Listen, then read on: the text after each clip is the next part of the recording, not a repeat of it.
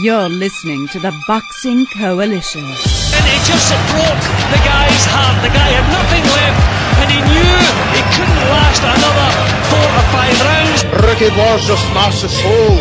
What it is, let's get it. Fuck that, this your chest, nigga. You hear me? Let's get it. Go kick his motherfucker. Get that motherfucker in. Let's see you do this. Little step back, bang, bang, bang. Little step back, bang, bang. Bang, bang, bang, bang, bang, bang. Try and stop it. Bang, bang. Here I come. Bang. You want to throw sometime? Bang. Body shot. Boom, boom, boom, boom. And go to the body. Kill that body. You took his nuts, now you gotta take his heart. Yeah, take his whole soul away. Yeah, get out of here, Gale. I'll see you later. Fight's so incredible. Get out of here. He was higher than a motherfucker. I'll tell you, he was stoned as fuck. No, it's only a majority decision if there was an even score. There's no even score here. You're an official, right? You're an official of the state. Well, then you don't understand how to score. Oh, my God. Unbelievable. The crowd here on Fuego. He's ready to be whooped, man. He's ready to be whooped. He's ready to be whooped. And Howard Foster has stopped it. Wow.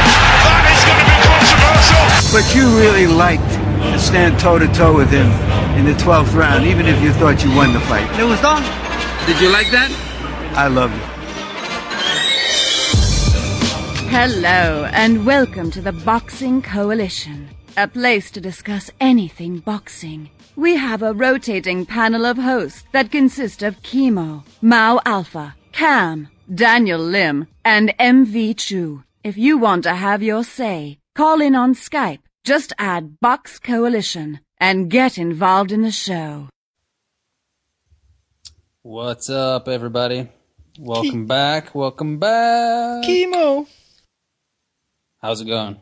Good, man. Good to have you back, Kimo. Oh, it feels good to be back, man. Another special edition of the Boxing Coalition. We got obviously my boy Cameron. We've got Ori Goldboss. We've got KH. And we've got MV Chu. MV Chu, are you ready for some drama and excitement? Oh, man. Oh, man. Right.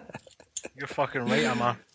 Yeah, it's going to be a beautiful show, man. It's going to be a beautiful show. KH, how are you, man? Living large, man. You live in large? In mansions and Benzes.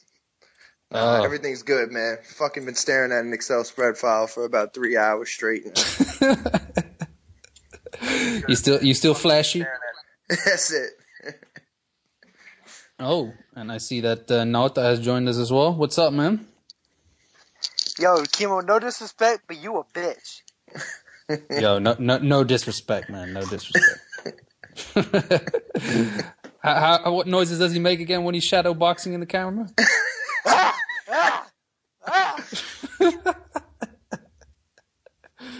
Oh shit!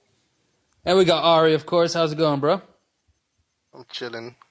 You chilling? You just woke up? Nah, I'm hyped. You're hyped? I hear it, man. I've been good, guys. I've been good, man. Fucking damn busy, it, that's hyped, Ari. I can't wait for this moment. Yeah, Ari's all hella hyped for Paul Butler, right? Yeah, he is, man. No, I don't. No, but honestly, Ari, I mean, are you excited for a groundbreaking, night in boxing? We've got premier championship boxing, man. Al Hayman's gonna do it. I got goosebumps. I don't know about you. Not goosebumps, but I'm hyped to see Thurman. Thurmanators. I'm not talking about Thurman, man. I'm talking about the impact. I'm talking about on network television. Yeah, man. We're on the big stage again, dude. This is big for boxing. Yeah, you're asking the wrong guy, though. It's not network over here. That is I know it's not. I wish it was on Sky Sports, obviously. I've actually watched Imagine if you could have pulled that off, man. Like cross-network, like cross-Atlantic shit. That'd be cool. Watching TV, he actually promoted, I watched Vikings last night. He promoted the fight. Another show on Thursday. Not Scandal, something else. He promoted the fight. Yeah, so that makes a big difference. There's commercials out during hit shows. During, this country's biggest shows, Hayman's got commercials. So it should do good numbers. Yep. It sounds like you're having a bit of a turnaround about Al Hayman, Kev. Oh, not at all. He put Adrian Broner versus Molina on the card. Molina offered 2 losses. I don't even want to get started on Adonis Steven versus Saki Obika on CBS, which is also national TV. Yeah, it's actually going to be on CBS, the actual CBS channel. Yeah, CBS. Wow, that's like the most watched TV channel in America, isn't it? To be fair, to be fair, I'd say that's an action fight, though. I mean, that's a fan-friendly fight. Yeah, but when you're the lineal champion at 175, you shouldn't be fighting a guy off a loss at 168 who's never had a big win at 168. Oh yeah, of course, but he fought from far too. I mean, this is definitely a step up from that. Yeah. So Kev, I wanted to ask you actually in relation to that. I mean, I'm not too familiar with the American channels, but I know NBC. Is there NBC like 1, 2, 3 or something, or is this on the main NBC channel? This is on the main one. Yeah, most of the channels have like UFC did a Fox and a Fox Sports. You know, NBC has NBC and NBC Sports. You know, of course, everybody has NBC. It's like 140, 160 million people or whatever. NBC Sports, like 30% of the people don't have that channel, and 10% of the 70% who have it don't know where it is. Like, you know.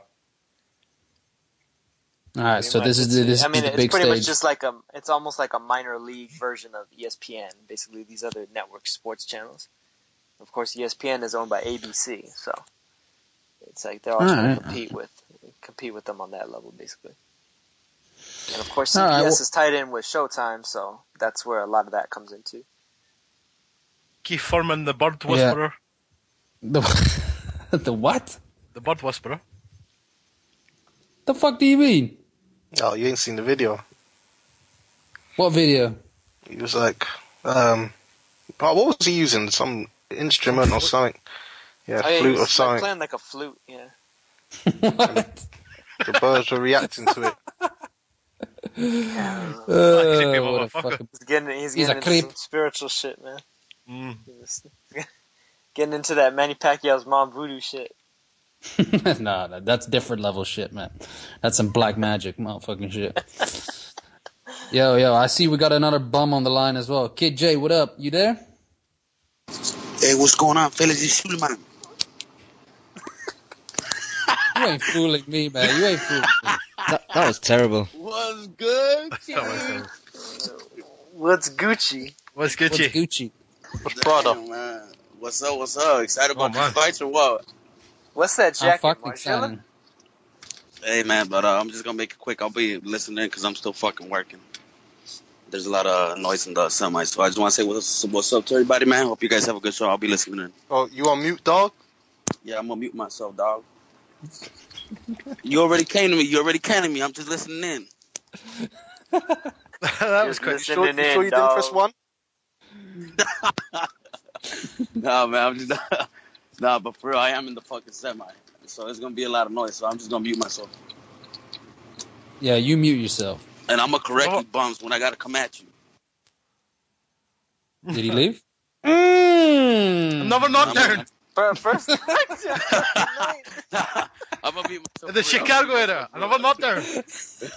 I'm gonna mute myself, man. Peace. Oh shit! All right. Like flies. Should we actually talk about some boxing or what? That maybe would be a good idea. What you want to talk about, my man? This is your special, right? Yeah, I just want to fucking bullshit for 3 hours, man. That's what I feel like. But let's ask Leon about Carl Froch. Leon, you there? I am there. What's the point in asking me about Carl Froch, really? Oh, man. You know, I just want that salt, mate. I want some early. He's getting cramps. He needs some salt. He's a prick. Can we move on? Hey, I agree with you though, Leon. For real. Yeah. I'm on your side with that one. Like Ward's gonna go and fight in Nottingham. It's a joke. But anyway, that fight ain't gonna happen though. So. Well, Froch isn't fighting anybody, man. He's he's busy done. doing acting and shit. He'll retire. He'll drop another. Yo, Cam, why'd you let Ski Mask on the show, man? Because he's... Oh, man.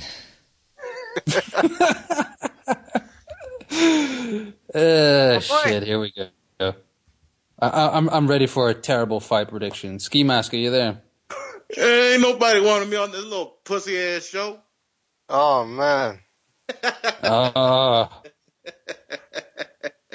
Why y'all hate, man? It's not hate, man. Hate, man. It's that motherfucker hate. You're picking Molina, aren't you? Man, fuck Molina, man, and his little pussy ass tiger tattoo. Shit, I'm picking Molina. Well, Nikki, you going with Molina?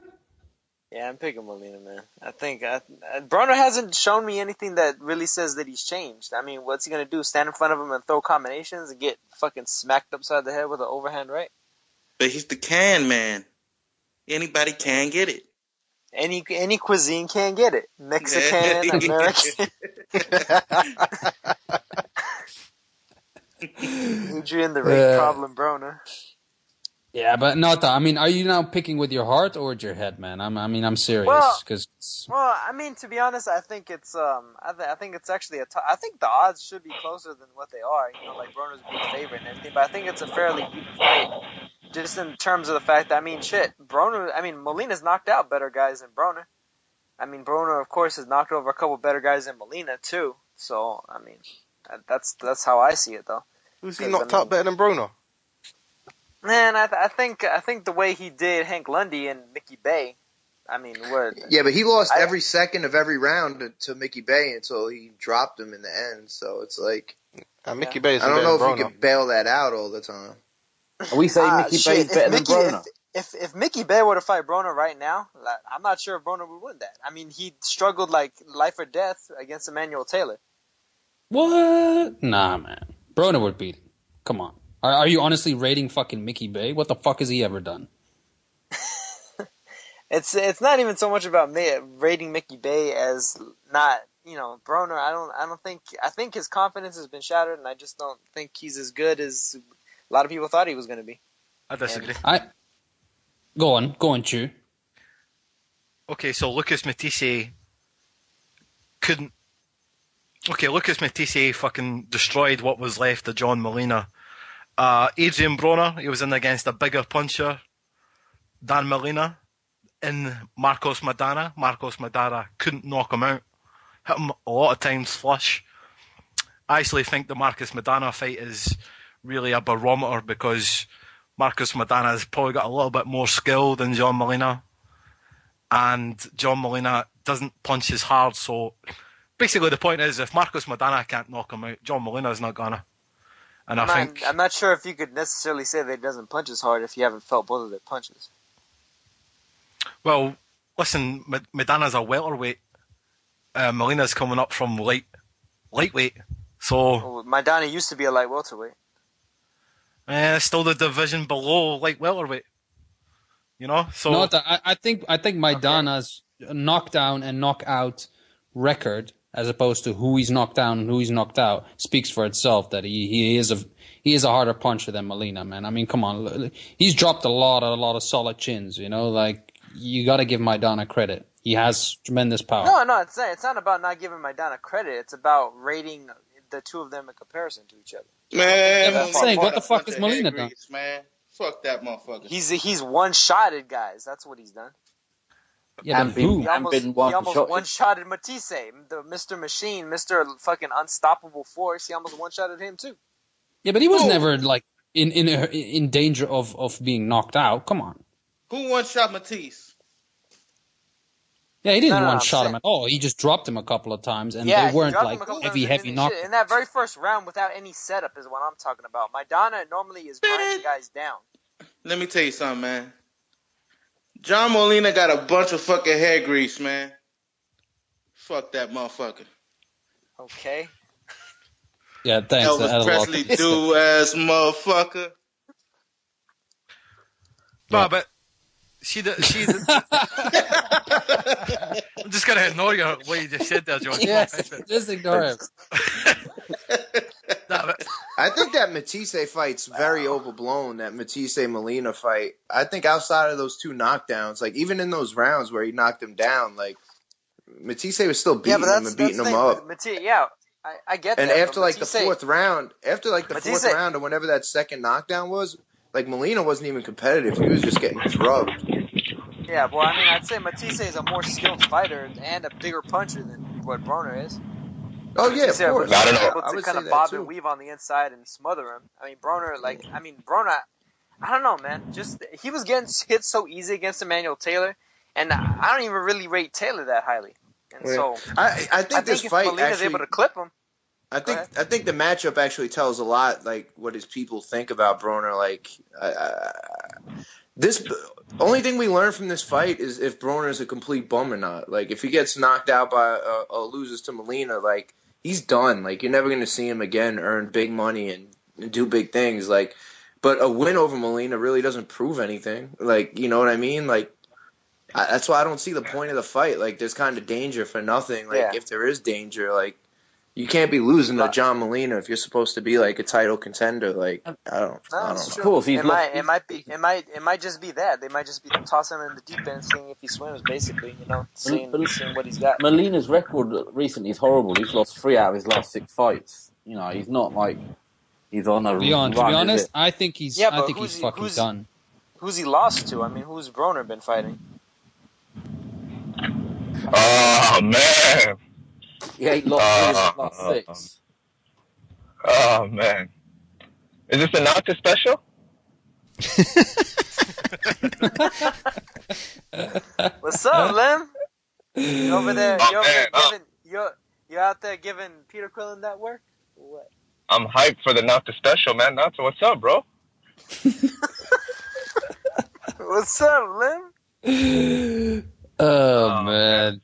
On that motherfucker Sushi Ming shit.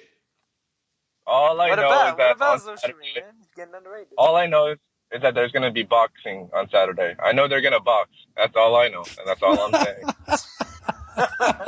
And all I know is that there's going to be motherfuckers hitting each other, Lim. Punches thrown. It's a motherfucking dog war. But, the fight, yeah, you guys are all right. You guys all make good points. Good points. Good points made by both sides, and I agree. I agree with you guys. I agree. Yeah, but you guys are right. I mean, Broner, Molina, it doesn't prove anything. But now, so let me ask you this though. I'll concede that, say Broner gets dropped 2 times. The thing about the difference between the Maidana and Molina fight, and I think Maidana is Molina's best case scenario. Molina just doesn't throw enough punches for me to believe that he can, win a decision against Broner, because I believe that Broner, even though he may not be I definitely don't expect him to win a decision. That's why I was saying before, it's either going to be, or what I was trying to say before was it's either going to be Broner winning or Molina knocking him out. And the thing, and again, I know like it's not fair to use comparative analysis, but I just don't think that Molina punches as hard as Maidana does. I don't know. That's just my opinion. I agree.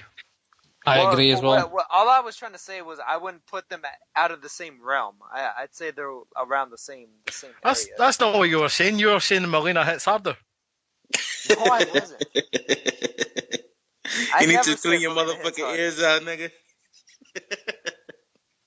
Hey, come on. We don't use the N-word on this. They're not even in the same realm. I agree, man. Nauta, you know what the thing is? It's like they said before, man. Maidana is just physically a lot bigger as well. He's a heavier guy, so he naturally punches harder. He's really not that much larger. Hold on. Let me finish. And also, he sets, back, man. Also, he sets up his shots way better. Kimo, you need to watch your mouth. This is a Nauta podcast, bro. All right? He's such a Molina fanboy. I don't know why, man. Seriously. I'm not a Molina fanboy. All I'm saying is, if you're, that's legitimately, untrue, period. Maidana's not really bigger than Molina. They're the same Are you size. walking around in a denim jacket right now with some fucking bleached hair or what? Joe Gisson's standing next to you. Don't start that shit. Don't start that shit. You greasy ass motherfucker with your hair slicked back. Shit, man. I hope they threaten to stop it. Oh man, I hope Joe fucking stomps out the ref. Joe's a badass, man. I'm a joke, you some fanboy. Yeah, Joe really needs more fighters, to be honest. Like he should. Well, he's got Chavez now, so he's getting that payday. Yeah. With that Chavez was looking big as shit in that light blue shirt over there hitting the heavy bag. Hey, he was looking like he was matter. ready to hit Krispy Kreme up right after the workout. Man, that motherfucker looking like me with a fucking Nike dry fit shirt on. Oh, does Chavez only wear blue and pink? Fucking asexual. Hey, yesterday I saw Pero and Gulo at a Nike store. I thought it was ski mask for a second. Looking chunky or what? Hell yeah. Oh, looking like a fucking bomb. Oh man. That's that tacos de tripa, man. No, but seriously, I think if the weight loss that Broner has could get him knocked out, whether it's against Molina, I don't know, but going that high up and late, and then coming back down. Dude, but his videos, you've seen 2 weeks ago, his weight was already down. Like, I was worried flashing, about that too, but like 2 weeks ago, his weight was already down. Like, it's not like he's last minute draining. Like, I don't know, man. The guy must have good genetics. As fast as he gains it, he loses it. Well, I mean, it's kind of like Ricky Hatton, though, too. He was still drained when he was finally getting back down there eventually. You know, when you're blowing up, yo-yoing like that, eventually it's going to take its toll on you.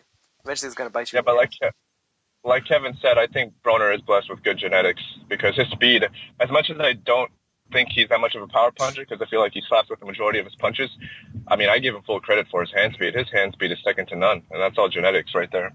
Man, Broner don't got no fucking good genetics, man. That motherfucker's on those Herbalife shakes. Mm. Well, nothing for something in the chat to say the best.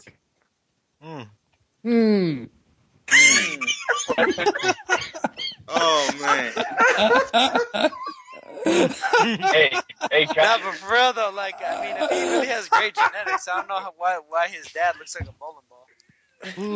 Hey guys, can you guys stop with these shenanigans? All right, we're trying to have a serious podcast. Okay. Cam. Let's line them up and knock them down. Dan, you're the one calling in the walkie-talkie. Fight doctor phone. Like LL Cool J. Fight hey, doctor come on, phone. Guys. This is hard work dedication, all right? I'm giving it my all right now. Man, Lim sounded like he all talking through a work Dixie is easy cup. work. All work is easy work, Dan. All work. Yeah, but I don't know. Going back to Broner's fat ass dad, I still think he has great genetics. I mean, I think he's so still. too, man. Oh man, I'm telling you, man, he's talking through those Dixie cups, man. Shit ain't doing him no justice. Athleticism is partially inborn and it's partially an acquired skill.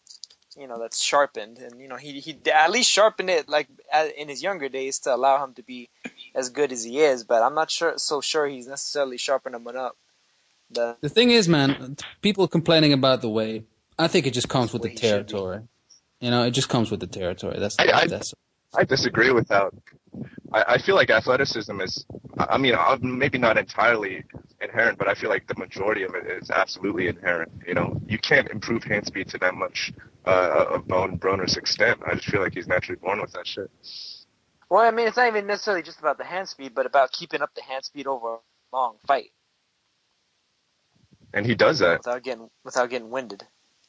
Yeah, but he does that in spurts. It's not like he's ever had a constant work rate. I mean, his output that's fair, isn't the greatest. Man, I can't wait till that motherfucker's on the rope and he's just like, "You can't touch me. You can't touch me." I mean, fuck. How many fighters can drop a guy in the 12th round like Broner did against his cousin in that last fight? You know. That was pretty impressive, though. I mean, the fact that he was able to do that late. So, yeah, he at least carries some power late. So, but no, I mean, I think it's going to be a good fight, though, between the two of those.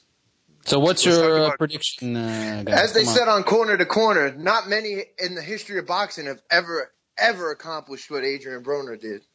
I was like, all-time hype job. All-time hype job. Yo, let's go around the panel for a bit, guys, because I want to get in some predictions. You know, Ari, I haven't heard you a lot, man. What's your What's your prediction for AB Molina? See, Broner, unanimous. I've seen him actually in the press conference today. Broner was promising a knockout, but I just don't see it. Molina's got a decent chin, and Broner hasn't really shown that lightweight power yet at welterweight. Light welterweight, you know, he fought Carlos Molina, who's really a bum. He couldn't finish him. He struggled a bit with Taylor. He couldn't finish him again, even though he did knock him down. I don't see him knocking out Molina, so I got UD. Easy work. What about you, MV2? I've got Broner late stoppage. I think there's a reason why they picked Molina, and that's just basically a showcase fight. And I think he's going to put on a showcase performance. Fair enough. What about you, Leon?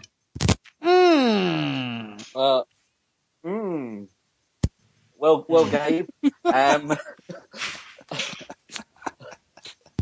I think if I was picking with my hate, I'd go for Molina. But picking with my brain, I'll go with Molina. No,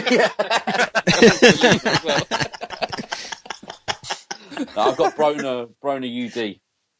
What if you're picking with your salt? Oh, Molina all day long. Double salty about that fucker. Interesting. Yes. Yes. Okay, what about you, Ski Mask? You know, the thing about Adrian Broner, he has to implement the jab. He has to implement the jab. He has to keep him at a close distance, you know. And then John Molina, he has to put the pressure. He has to put the pressure on the fighter.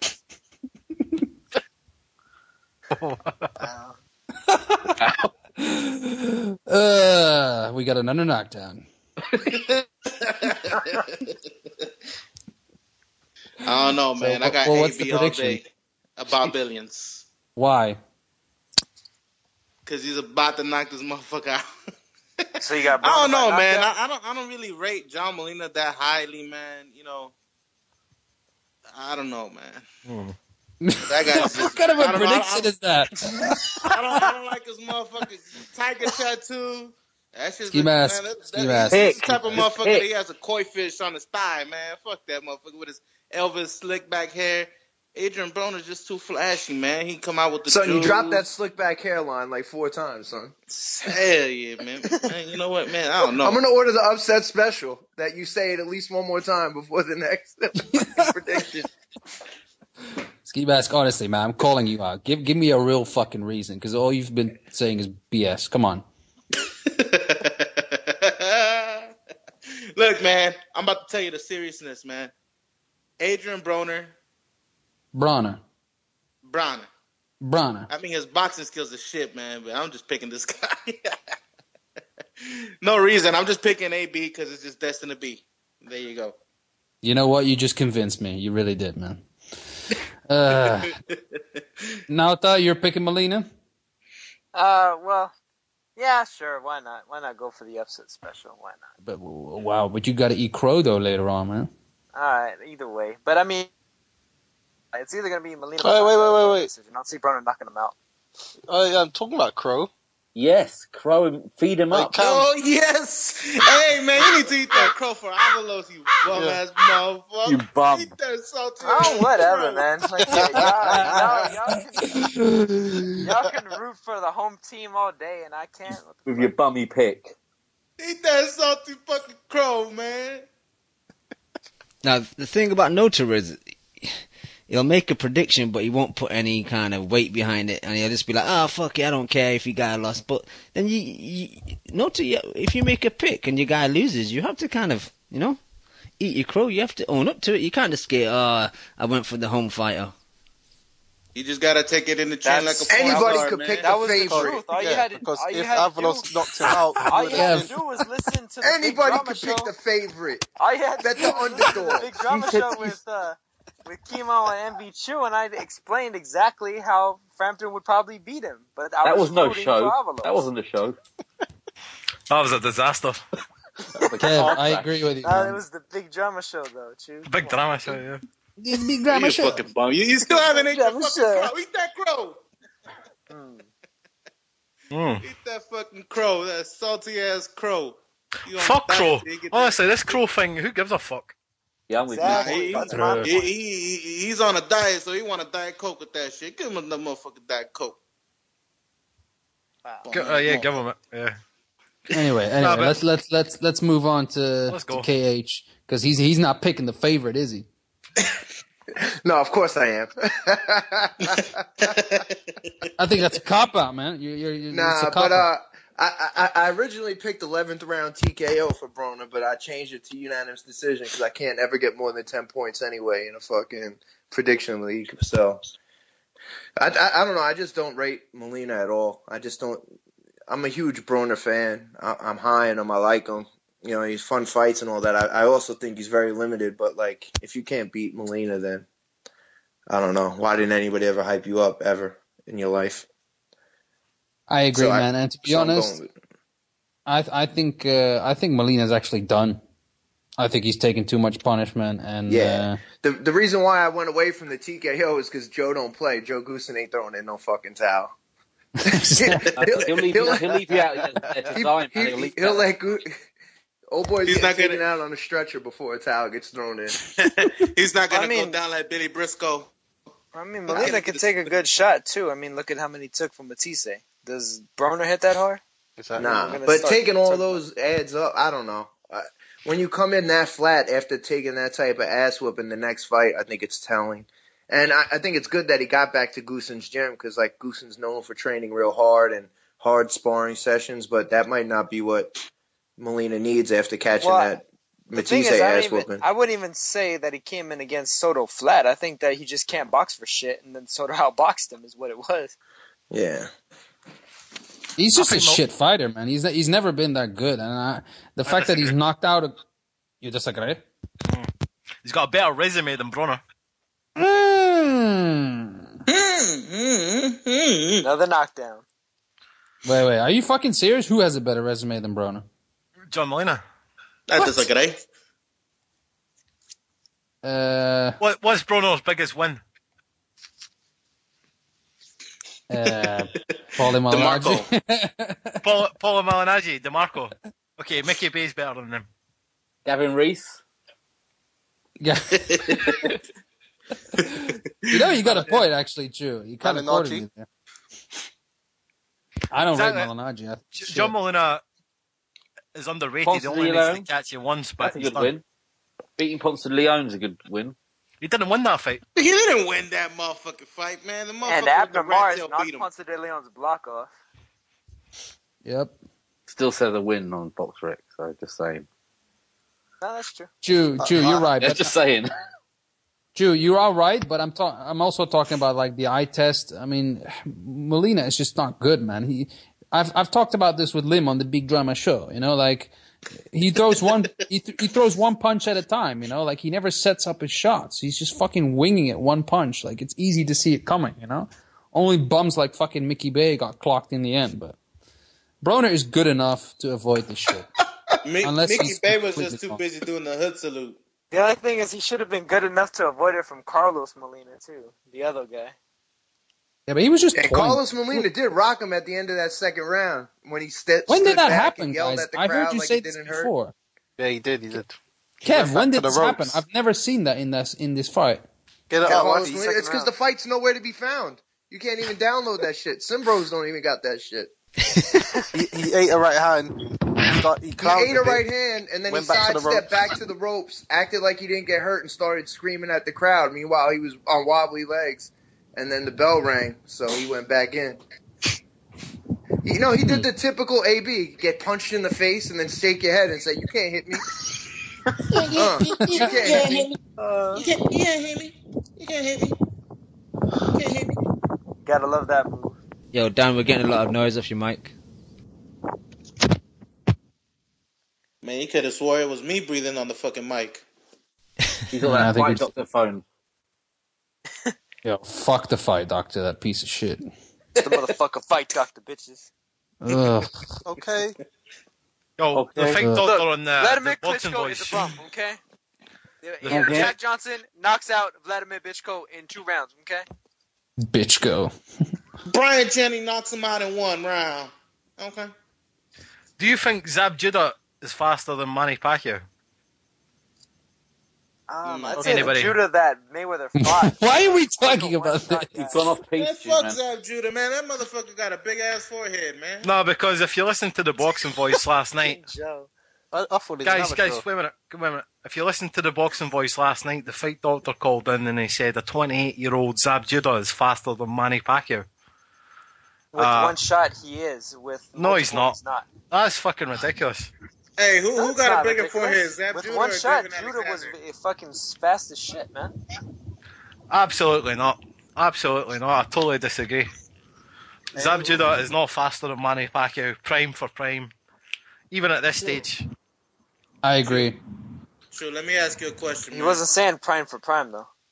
I know he wasn't. He was saying a 28-year-old Zab Judah, but what Compared I forgot to the mention in the Pacquiao next that's right now. and the next caller fucking said it for me.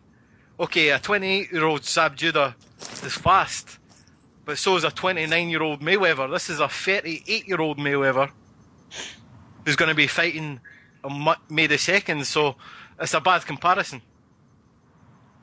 Yo, let me ask you something, man. Who got a bigger forehead, Zab Judah or Devin Who Alexander? cares? Who cares? No, but seriously, back to what you said, Shu.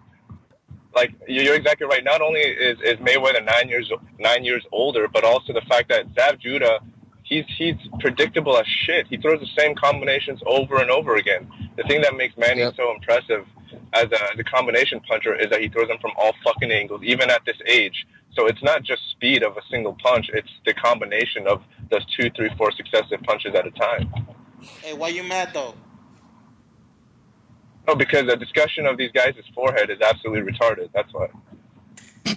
That's all. Hey, I rank Bradley pound for pound right there, man. He's on the come up. Anyway, MV2, I actually agree with you. I do think Pacquiao is way faster, and I think Lim makes a very good point, man.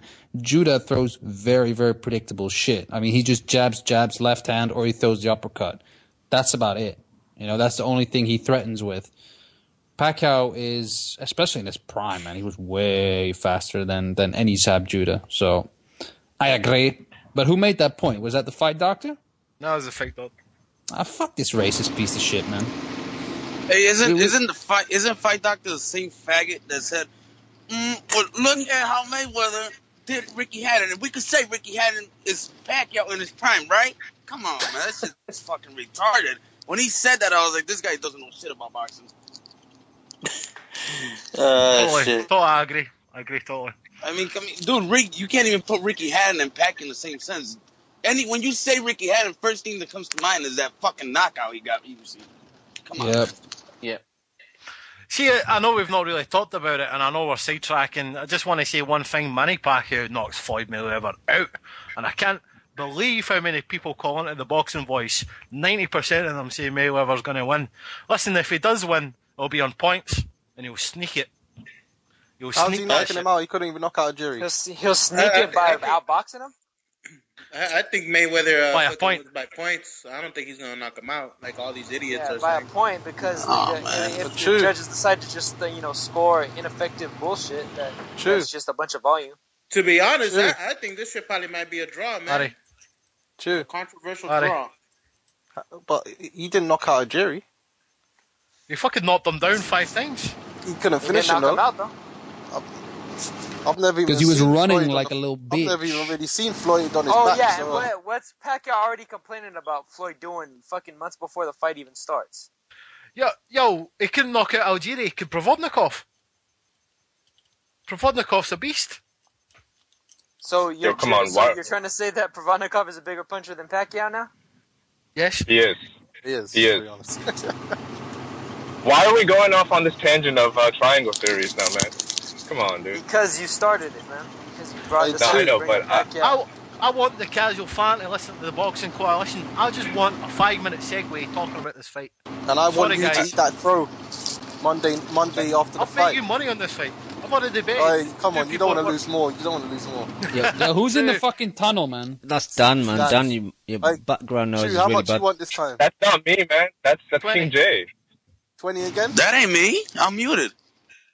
Wait, hold on. King J, get off the fucking show, man. You're Hey, Dad, connected. 1 second. It's Lim. Lim got that free government form on that piece of shit, man. Hey, guys, let's keep King it J's about professional. to drive his truck through the fucking neighborhood.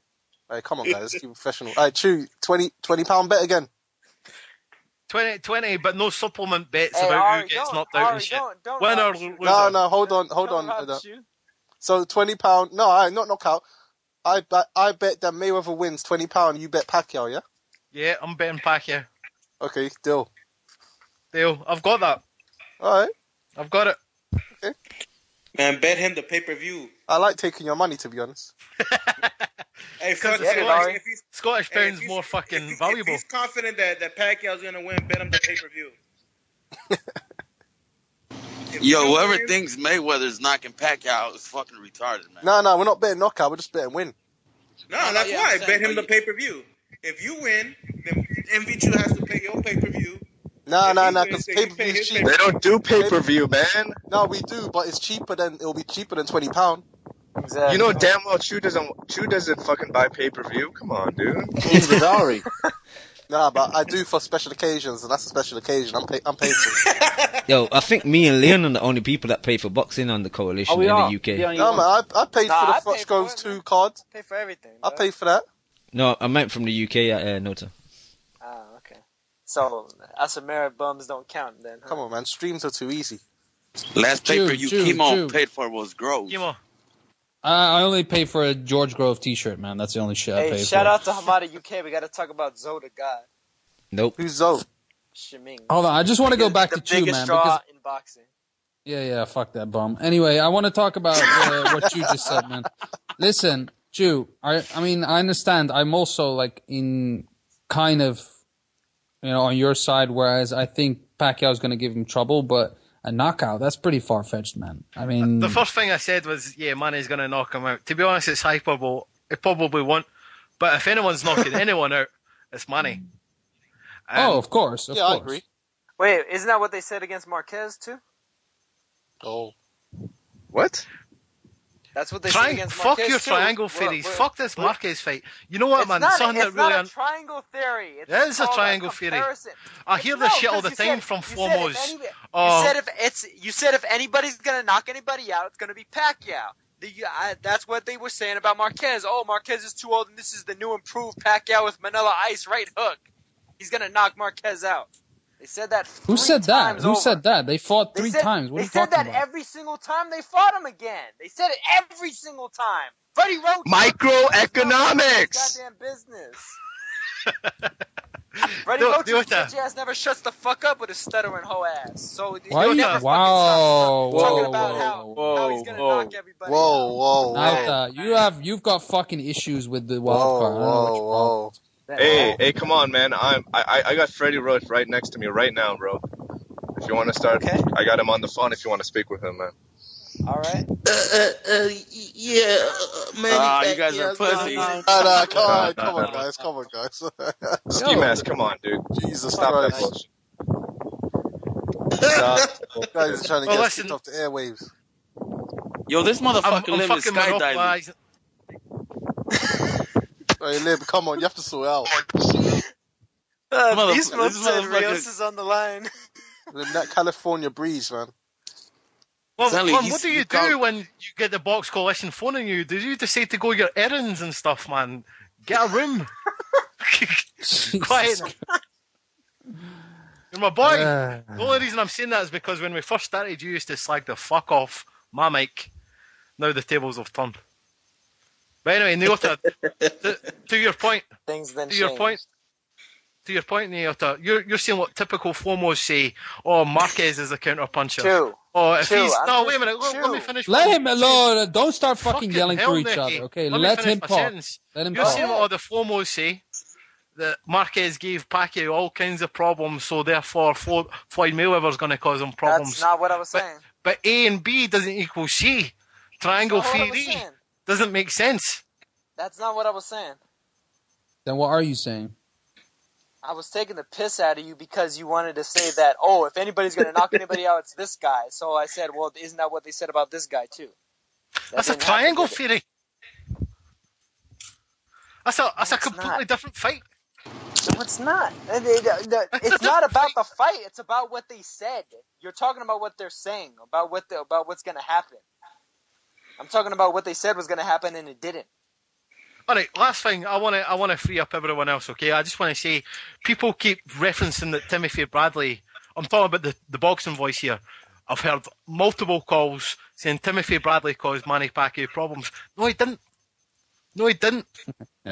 No, he didn't. He fucking got his ass kicked twice. Then why did Nah, Jim I disagree with you there, too. No, he Why did didn't. even Jim Lampley, the fucking Manny Pacquiao's boyfriend, have him down in that fight, going through the mid rounds?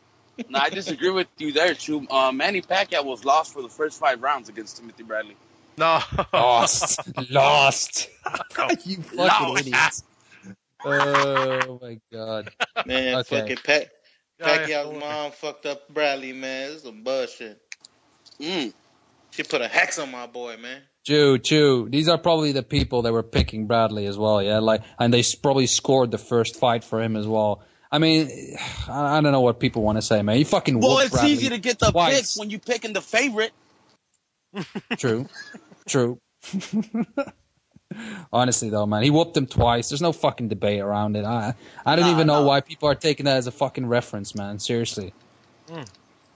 I mean, I just don't understand it, Chew. I just don't understand it. By the way, to the people in the chat saying we're shitting on Steve Kim, I'm not shitting on Steve Kim. I love that guy. I love that show.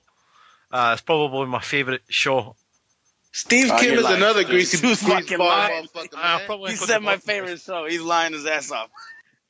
No, we're not. Listen. We are both massive Steve Kim fans. I've tweeted him all the time on Twitter, man. Yeah. I fucking love that guy. And if I imitate somebody, that's because I like them. Yeah, so, shout out to Steve Kim. Shout out to Gabe. Steve Kim and John Molina go to the same barber, put the same hair grease on their head. Yo, Cam, can we mute this guy, please, or something? What obsession has Joe got with hair products today? There's something going on with Joe today. It's because he's. It's because I don't have no hair, man. I miss my hair, man. He's been fucking huffing paint today. That's why. Yeah. He's got that Adam Booth here. Dude, he wishes he. Hey, but what about Keith Thurman's hair though? Segue. Hey, Thurman got a ponytail. Ice-T. Fucking hell. Kimo, before we get to the Thurman fight, I want to get your thoughts on some of the fights that happened since the last Kimo special. Thank you, Cam. Okay, that was a very smooth transition. I appreciate that. You're welcome. Wildest event. Shout to you. Shout to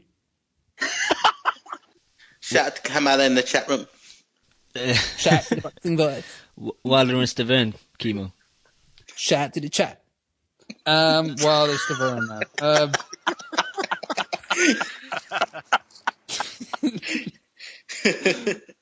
Yeah, what about him, man? Stavern was he was a fucking bum. Yeah, and I like Wilder, man. He brings some excitement, you know. I like that. But I think he's hiding a little bit of glass. I do think so, even though he took some good shots in that fight. But I think Fury will take him. But it's good to have an American heavyweight, man. That's always good, you know. It's good for the sport. But I like the lighter weights, man. So next question, please. They say that fucking Tyson Fury. I remember hearing the last show. I said next question, please. Yo, like a big baby on some little ass shorts. That shit was funny as. Okay. Why are you talking about his little shorts? Hey, yo, Ski Mask, you usually... Why you making it sound like that, man? Taking a page out of Lem's book. Hey, Ski Mask, you usually hit at least one good joke every 10 minutes. You 0 for 15 right now. Damn. All right, Kimo, getting back to that Rios Alvarado 3, big disappointment to most people. You think the same? Oh, man. That was... You know what the thing is, man? I'm actually kind of an Alvarado fan. Like, I don't know. I just like the dude. But he was fucking done. Shot to pieces, man. And even though Rios looked good, I cannot base anything off of that performance because he was fighting a fucking nobody, you know. Beating up a crackhead. Yeah, exactly, man. I mean, you will look good against anybody, man. I mean, what can I say, Cam? You know, if you fight a fucking novice in the gym, you know, you're gonna look like Floyd Mayweather. And just like you're beating somebody who hasn't fucking trained, and Rios was kind of motivated. Yeah, he did look good, but I need to see him fight like a live body in the ring, man. That was nothing, and let him face off against somebody like Bradley, and then I can judge him. You know, based on this, I can't say anything. That's fair. That's fair. Also, recently we had Triple G, Martin Murray. What do you think of that? It's a big show, big drama show. I like Murray. I think he tried his best, but he was heavily outclassed. I'm not going to open up the debate about Triple G moving up in weight, but if he stays at 160, I have no problem with that. I want him to get that fucking belt, and I want Cotto to either fight him or get the fuck out of the division. But Cotto's not gonna fight him anymore. He moved to Rock Nation, man. So you know he's ducking everybody now. I don't give a shit where he goes. I really don't give a shit anymore. I mean, we've had Mayweather Pacquiao made, so all this Cold War bullshit goes out the window from now on. There's no excuse. Yeah, I mean, we had the most difficult fight of all time made. So all this Cold War nonsense about he's on this network and he's on that network, I don't really give a shit anymore. He has the fucking lineal belt. Fight a legit guy or get the fuck out of the division.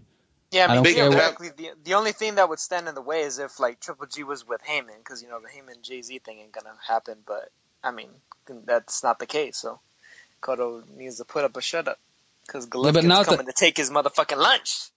Now to even that, like, I mean, we have Aaron working with Mayweather now, you know, like, I mean, do these things really matter anymore in boxing?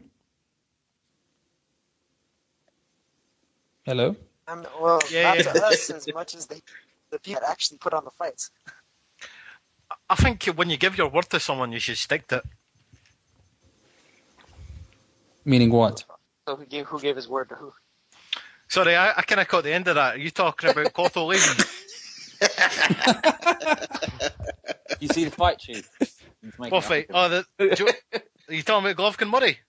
No, I'm just talking about Cotto. Don't worry. All right, Cotto. Talking about how Cotto should be fighting Golovkin, basically. All right, okay. Well, he's not gonna, is he? So fuck him. Big drama show with big drama diva. Cotto is 154 pounder, if that. So okay, you're not a middleweight. Drop the belt. Bye. See it. Exactly. That's what holding he's the hostage is the problem. It's a branding thing. Obviously, with his new promotional entity that he has, he's all about the brand, he's all about the casual fan. Being a middleweight champ is more fucking appealing than a light middleweight champ. I wasn't even a division until about 20 years ago, so, you know, I understand why he's not dropping it, but at the same time, the fans made you rich. It wasn't the casual fan who made you rich, it was the fans, the boxing fans who made you rich, so do something for once in your life, give back to them, instead of fucking taking. Fight Golovkin. But he won't. Yeah, man, shout out to Ness, man. You know, that guy, he made Cotto look like a bitch in one of his videos. That's it? That's all he's going to give us? He came back and gave some more interviews. I thought that was pretty dope, man. That's the thing. If he's not going to take the biggest challenges, then he needs to, he deserves the salt. He deserves all the salt that he gets. So the latest is that he's going to fight K9 or what? That's one of the rumors. Shit. They're talking about K9. They're talking about fucking Mundine, for God's sake.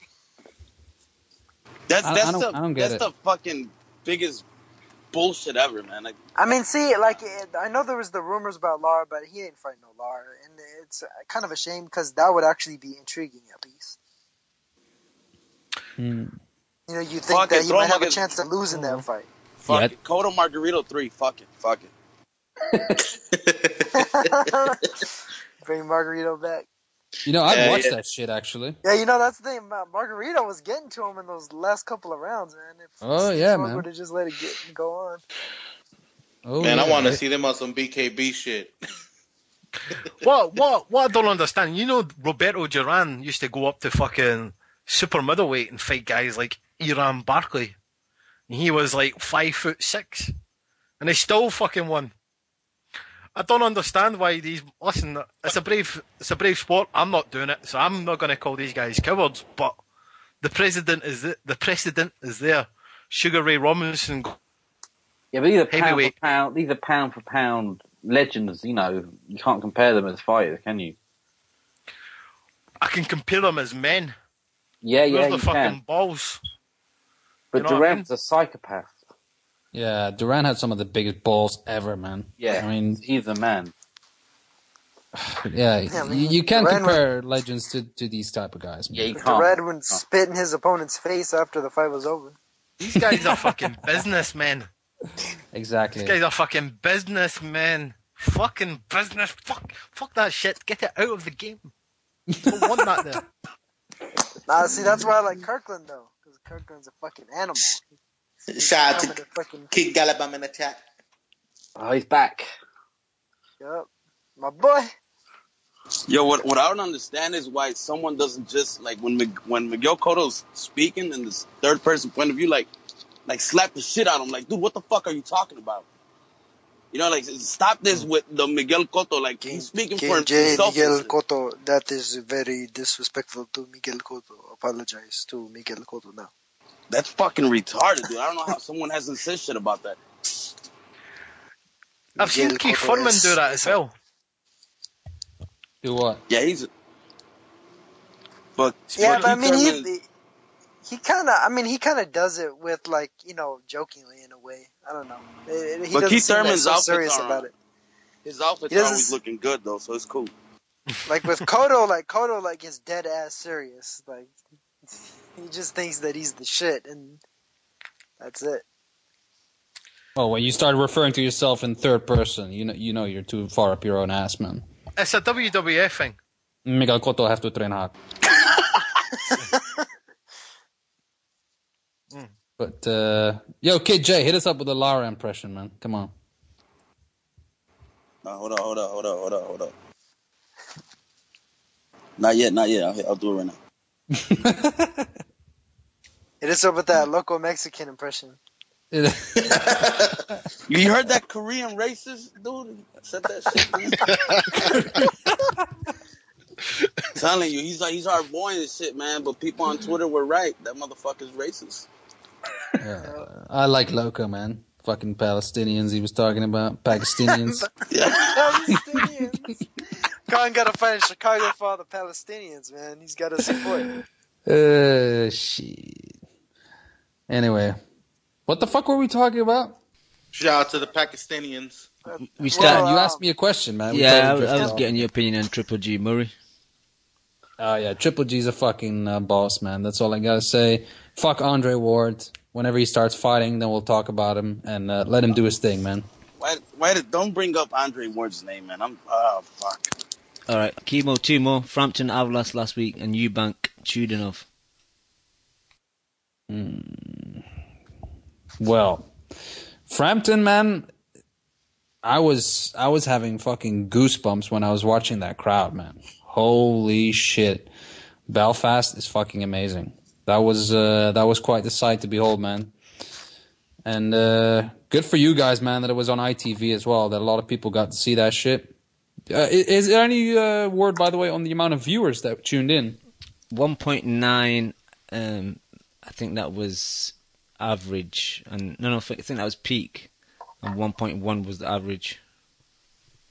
Is that good? Is that good for UK? Yeah, we discussed that last week. I thought that was good, decent figures, but some people disagreed. Good for, wait, is that for all of the UK or is that Ireland?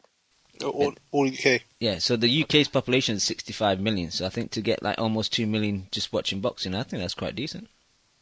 Yeah, that's fucking good, man. 2.5%. 2.5%. Nah, I would have 3-4 million. I'd say would be good. Nah, but if you look at it in percentages, it's good. 2.5% of the country tune in. Oh yeah, on a Saturday night as well, when football's on the same time. Exactly, and it was on late. It was on too late, man. Yeah. We used to, when boxing was on ITV back in the day, be on at start like 9 o'clock. The fight would be on by 9:15. You know, and people would watch it. Yeah, they must have got double viewers if they put it on around 9:30. 11 o'clock in the evening, man. That's not prime time. Do you think if the Fury card wasn't on the same time, it would have been earlier, or do you think that didn't make a difference? I don't think that makes a difference because Boss Nation, no offense, but they ain't got a lot of viewers, really, do they? So just mugs like me and you, Cam. £12 a month. Hey yo, but Fury looked like a boss though. You gotta beastly. No, I didn't. They put Choco as Doc and Haroon. What? Basically, Cam had a good conversation on Twitter. I don't know who said it to him, but there has never been an elite heavyweight who is out of shape. Who said that to you, Cam? Can you remember? I can't off the top of my head, you know. I think it was Suleiman. What about Riddick Bowe?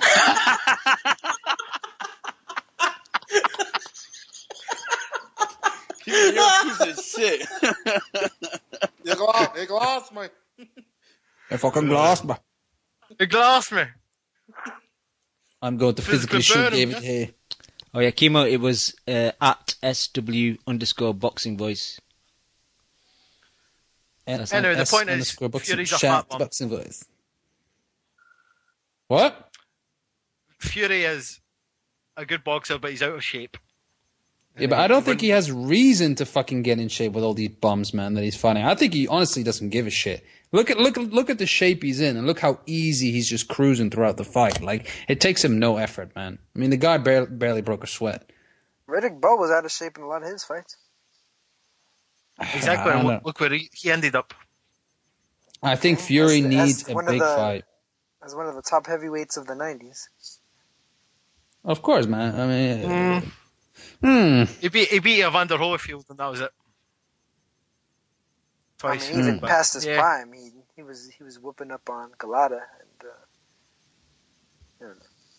Yo, they're saying I that. should say the opposite. They're saying by popular request, Kimo should do the Eubank Sr. impersonation. Maybe later, man. Just because you're asking right now, I'm not gonna do it. But Kimo, what did you think of the Eubank Jr. fight? I think the highlight was obviously the corner work. I mean, I must say, man, we're always talking about Eubank Jr. improving, but how about Eubank Sr., man, with that fucking corner work? Yeah. I mean, he was just giving him brilliant advice, you know? Keep the jab going. Keep the jab going. Uppercuts. Left hand. Right foot. I mean, be very mindful of your stamina. Yes, the referee should be very mindful. But, I mean... honestly, Cam, no bullshit, right? No, he was very mindful. But, Cam, honestly, right? He was doing a good job. Let's be honest. Yep. Hello? He was doing a really good job. Cam, that was a question for you, dog.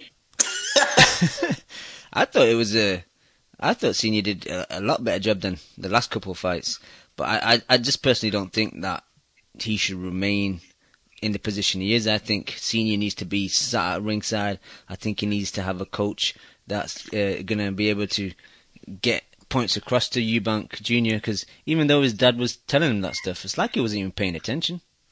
Yeah. That's one of those things where a lot of fighters, when they have their dad tell them something, it just kind of goes in one ear and out the other. Like, they don't really want to hear that shit. It's almost like they need to have a level of respect for a trainer that isn't blood.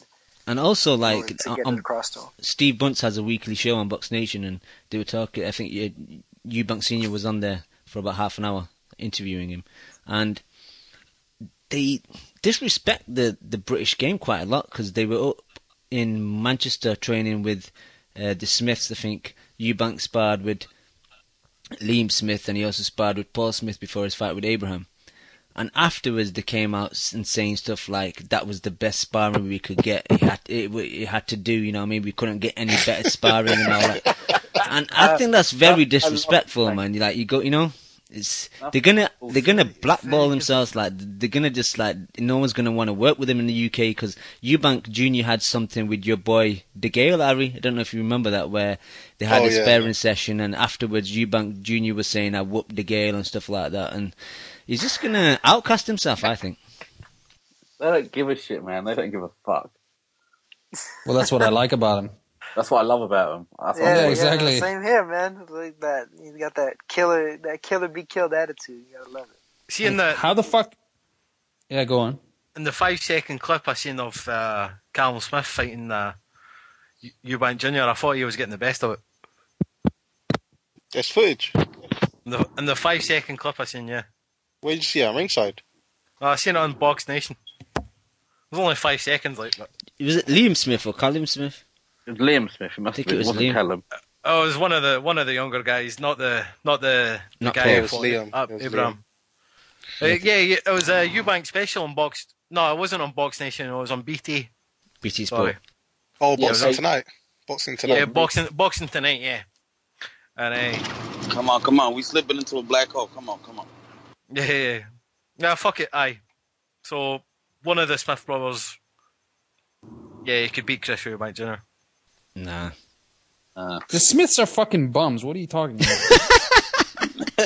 He killed both of them. Dude, we're Chew, come on, let's be honest, yeah? We're talking about the most dangerous man in boxing. So I don't know what you're talking about. He's gonna destroy them. Shit, man. Very mindful.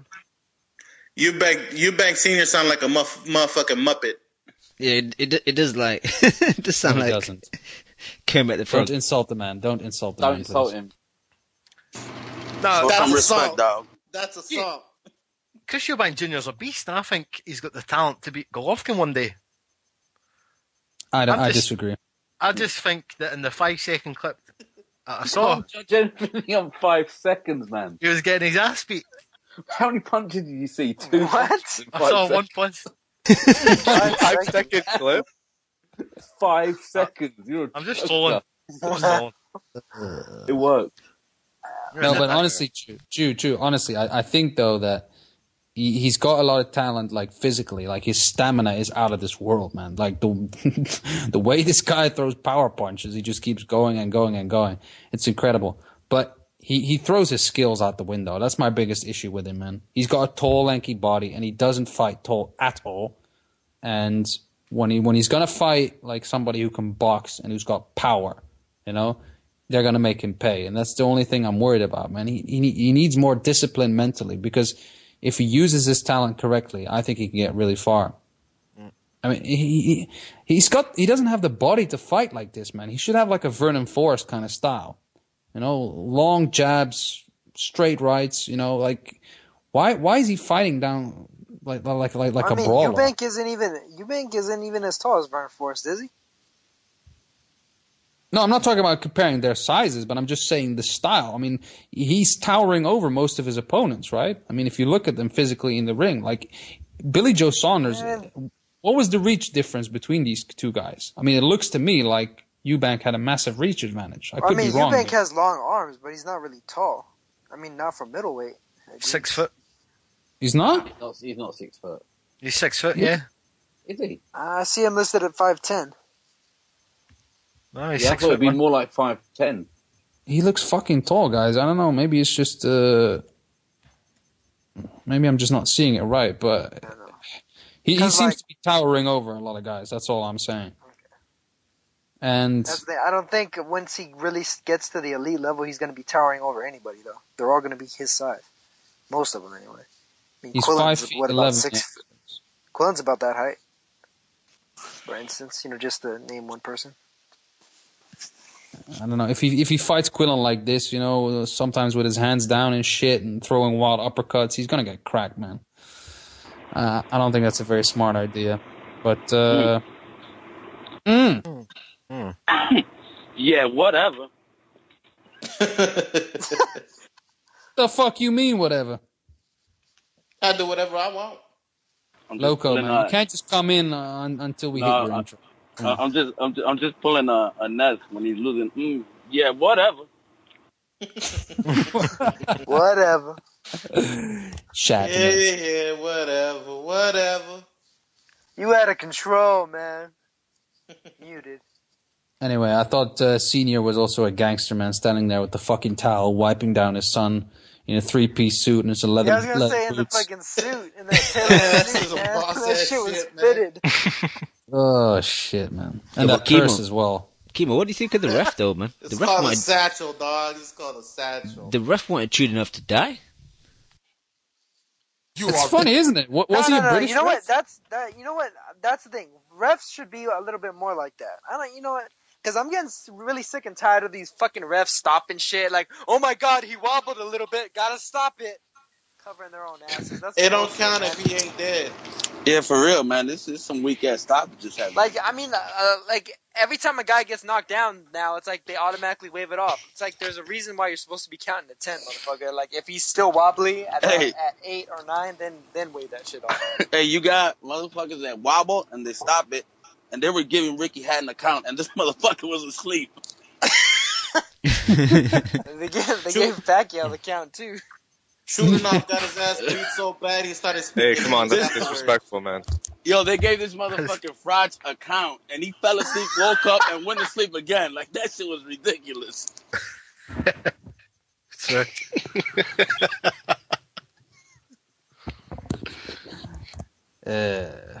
Anyway, Cam, you got any more questions? Or shall we go to some more predictions? Yeah, I think we'll move on to Thurman Guerrero. What do you think? I think it's a very interesting fight. I think people are kind of underestimating Guerrero in this fight. Dude, Guerrero has a fucking granite chin, and we should take that into account because if Thurman can't hurt this guy, you know, he got baby nuts. What the fuck are you talking about? If Thurman can't hurt him, then he got baby nuts, dog. He's trying to thank throw you for Ruben. My lord. It's gonna be time for... Where's the cricket song, bud? Where's that shit at? Yeah, we need some crickets. Yo, Cam? Ski Mask, you're sinking this podcast, bro. Come on, man.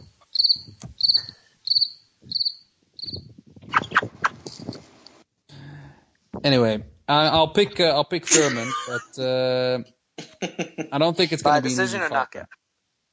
I don't think he's going to knock him out, man. I mean, like, dude, Guerrero's got a fucking really good chin on him, man. I mean, he's taken some really big shots. But, against who? Dude, did you see those uppercuts he was eating from Berto? That's fair. I'm just saying. But then again, Floyd did kind of hurt him as well in their fight, right?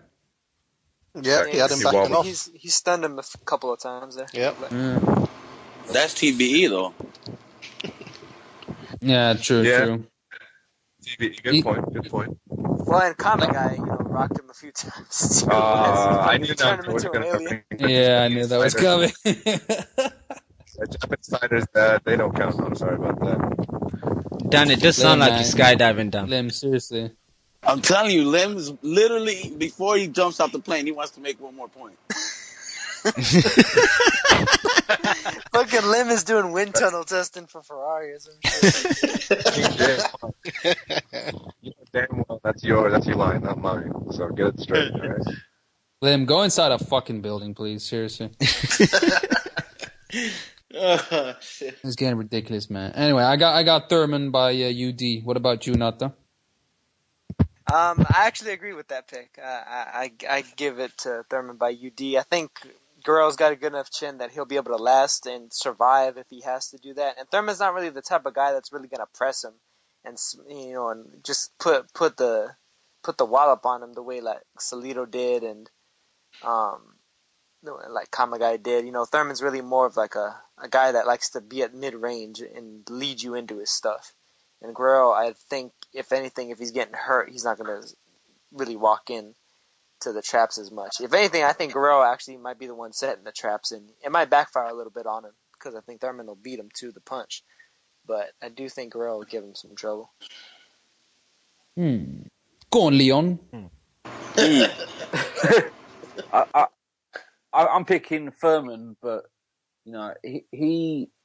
my only concern with him is that when he gets hit, he gets on his starts running around. So I worry that he might have a bit of glass hiding away, and Guerrero's going to bring it. Definitely going to bring the fight, isn't he? So I could see Thurman boxing on the back foot and trying to box to a points win. That's my take. All right. Yeah. I mean, the problem is I don't think Guerrero can really catch him, man. Like, his foot speed is just horrible in the last few fights. He's just so flat-footed. Yeah, he's just saying if he he's, does get to him, he's not as he'll quick get on as his he butt. was when he was lighter. Yeah. But Thurman, You don't And it's think that CrossFit as well. It's a good test. Yeah. It's a good test for him. It's a really good test for Thurman. That's a good step-up fight. Guerrero's going, not Jew? whooping. Well, I think Thurman's going to win by UD. I think he probably like 11-1, 10-2, something like that. Too fast. Far too fast. And he's just going to walk him onto shots like Kyle Frampton does to fighters. I think it'll look something like that. Good pick. Yo, Guerrero's a bum at welterweight. Even when he beat Berto, he was roughhouse tactics. Keith Thurman's the A-side in this. I don't think the referee's going to let Guerrero get away with his rough stuff. So, yeah, Keith Thurman, UD. Like Good pulling pick, his head good into pick. punches. Ari Gold, go on. Furmanators. I got Thurman late stop. Sorry, did you hear me? Yeah, you're breaking up a bit. Go ahead. Yeah, I pressed mute accidentally. Thurman late stoppage.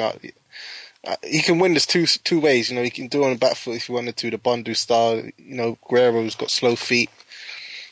Or I hope he goes to war with him, proves he's got a chin and knocks him out. Because I've never really been impressed with Guerrero, to be honest. Yeah, the Berto win was decent. It was a war. You know, Berto's not that much. And then the Kama guy, he went to war with him. And Kama guy, you know, who's really Kama guy? And Guerrero didn't look good in that. He's taken too many shots. And I just don't see him being able to take them kind of shots for 12 rounds of Thurman. So I got Thurman late stoppage, like around the 10th, 11th. And I hope after that could be the fight of the night, man. Well, not fight of the night. That could be one of the fight of the year if Thurman, you know, doesn't move around too much. Anyone called Kama is a beast, man. Remember that. Okay. My take on it is, I kind of agree with Ari. I can maybe see Thurman trying to make a statement against Guerrero. To me, against Bundu, it's like he wasn't too bothered about the fight. It was an easy victory for him. He kept switching to southpaw, trying different things. But I think he'll be more disciplined against Guerrero. I don't think he'll even switch to southpaw, to be honest. And I could see late stoppage, but on the safe side, I might just go unanimous on the prediction league because I'm so far behind that I can't really lose any more points. That's the thing. Thurman, I don't think, has the type of aggressive style that, you know, would get Guerrero out of there. That Guerrero is really vulnerable to. Thurman likes to walk you to him. What do you think about his defense, Nikki? I mean, Guerrero is kind of open, isn't he? Whose defense? Thurman's or Guerrero's? Guerrero's, man. Well, I mean, it depends on when he decides to use it. I mean, sometimes he has pretty good torso movement in fights. Other times he's stiff as a board. I mean, hopefully here he learned from the Kamagai fight that he's not fucking Superman. He can't just bully everybody around, and he'll actually use some of that torso movement in order to try and, you know, hide himself and hide some of his shots from Thurman. But if he just goes straight up at him like he did Kamagai, man, he's getting hit full force. And if Thurman finds it easy to hit him, he's gonna start really laying into those shots and leveraging them. And yeah, that's the only thing that's what I'm worried about for Guerrero, man, because like with Kamagai, he took so many shots, you know, like, and if you start taking flush shots from Thurman, like, I don't care how good your chin is, man. Well, that's the thing. I think that Berto fight got him gassed up. He thinks like, well, shit, I can brawl with anybody. And then, of course, with Mayweather, probably gave him a false sense of like, oh, Mayweather was scared to engage with me, so I'm still a fucking beast, though. And then, and then Kamagai went in there and almost fucking beat his ass. Hey, but hold up. He was receiving, but he was given to, so for Thurman to be landing all them shots, he's going to have to get some too, and we'll see that chin. Yeah, but Kamagai stood right in front of him, dude. Oh, I mean, and not to mention the fact that who knows if he might have some scar tissue from that fight, too. But look, Bum Dude was touching up Thurman. No, he wasn't. Yeah, he did. He clipped him a couple times. I don't remember that. Nah, man, he didn't do shit in that fight. He hit him a couple times, but it's not like he did it enough times to win any rounds. Soto Carras clipped him. What makes you guys think that Guerrero's not going to be able to hit him up? I put Soto Carras. Yeah, but Carras has got power. Power on a higher level. Thurman got decent. You don't think Guerrero has any power? I haven't seen that welterweight. No. I mean, Guerrero has like okay power. I mean, like it's respectable at least. I mean, he'll have you thinking twice, but I don't think it's the type where, like the way Soto Carras hit Thurman, where he actually rocked him and had him reeling back a little bit. He has. I don't know. That kind of power. I don't know, man. I got a feeling that Thurman's hiding a little bit of glass, man. Yeah, but I don't think Guerrero's going to be the type to expose it. I don't think Guerrero has really good power at all at this weight, man. I mean, he especially the way he's fighting nowadays, he's just throwing arm punches as well. Like it just doesn't look good. He crazy as hell, Kimo. He's whooping Thurman and getting the winner of Pacquiao-Floyd, baby. I could see Guerrero going down like 2 times in this fight. But it'll still go Keith Thurman. Maybe we'll see Keith Thurman go down, but just like maybe getting caught off balance. Who knows? I got Thurman going down at least once. Yep. What? Yep. Ski mask exploring all the options like always. What? Lim, I swear, man, you need to do something. Lim, you sound like you're walking in the water, man. You need to stop giving your cell phones to your girlfriends, dog. Oh my god. Anyway, did we get Ski Mask? You actually haven't given a prediction again. I mean, you're just talking bullshit. What's your pick? Well, the way I see this fight going, man, I honestly see Robert Guerrero probably chasing Keith Thurman, but I could see him getting clipped at least once or twice, bro. To be honest with you, but I could see Robert Guerrero probably catching Thurman off guard, like on the wrong angle, like where his foot ain't like in the right spot, and probably catch Thurman going down, you know? Hey, Steve Kim is actually picking Guerrero. Did you hear that shit? Yeah, the upset special. I saw that. The upset special. That's because he just hates Al Hayman. So he's going to pick against him anytime he's tripping. Hayman, fucking Thurman is going to school him. Absolutely school him. It's going to look like Floyd Corrales. It'll look like Floyd Mayweather, Diego Corrales. I don't see what everyone sees in Eddie Guerrero. Sorry. Sorry, Robert Guerrero. He can fly up the top rope though. You're gonna do that frog splash. Exactly. Robert Guerrero is he's too slow, and he can't punch you welterweight. And for all the CrossFit he does, he looks a bit chubby. Yeah, he's mostly going to come in tired after that CrossFit. Nah, he looks good in shape, man. Didn't you see the open workout? Yeah. He looks fucking jacked, I ain't gonna lie. No homo. Nah. He was pushing that bench press too fast though, man. They're not taking time with the weights. Yeah, they're not very patient. Shit. They're not being mindful. He's gotta be more, you know, he's gotta be more patient. That takes time. Gotta be more patient, like a meme show.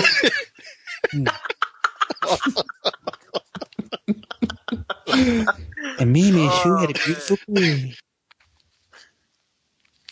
Yeah, they're going in on you, Chew, in the chat. They say you got a Gucci kilt on.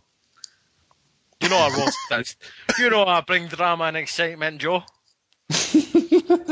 With a note out. Shit. Anyway. Yes. So is anyone out there? So anybody watching Paul Butler versus Lani Tete? That's later though, I think. It's not on yet. We're not watching that, man. We need to talk about Mimi Shu. That dude is boss. Yes, he is, man.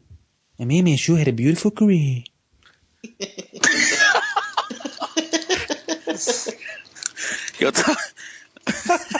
You're a fucking asshole, Gale.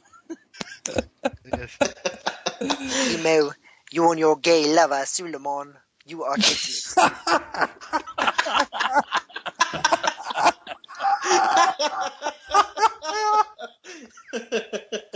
You're gonna need 10 plumbers to do you.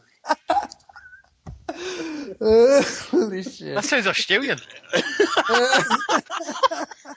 What? Oh man.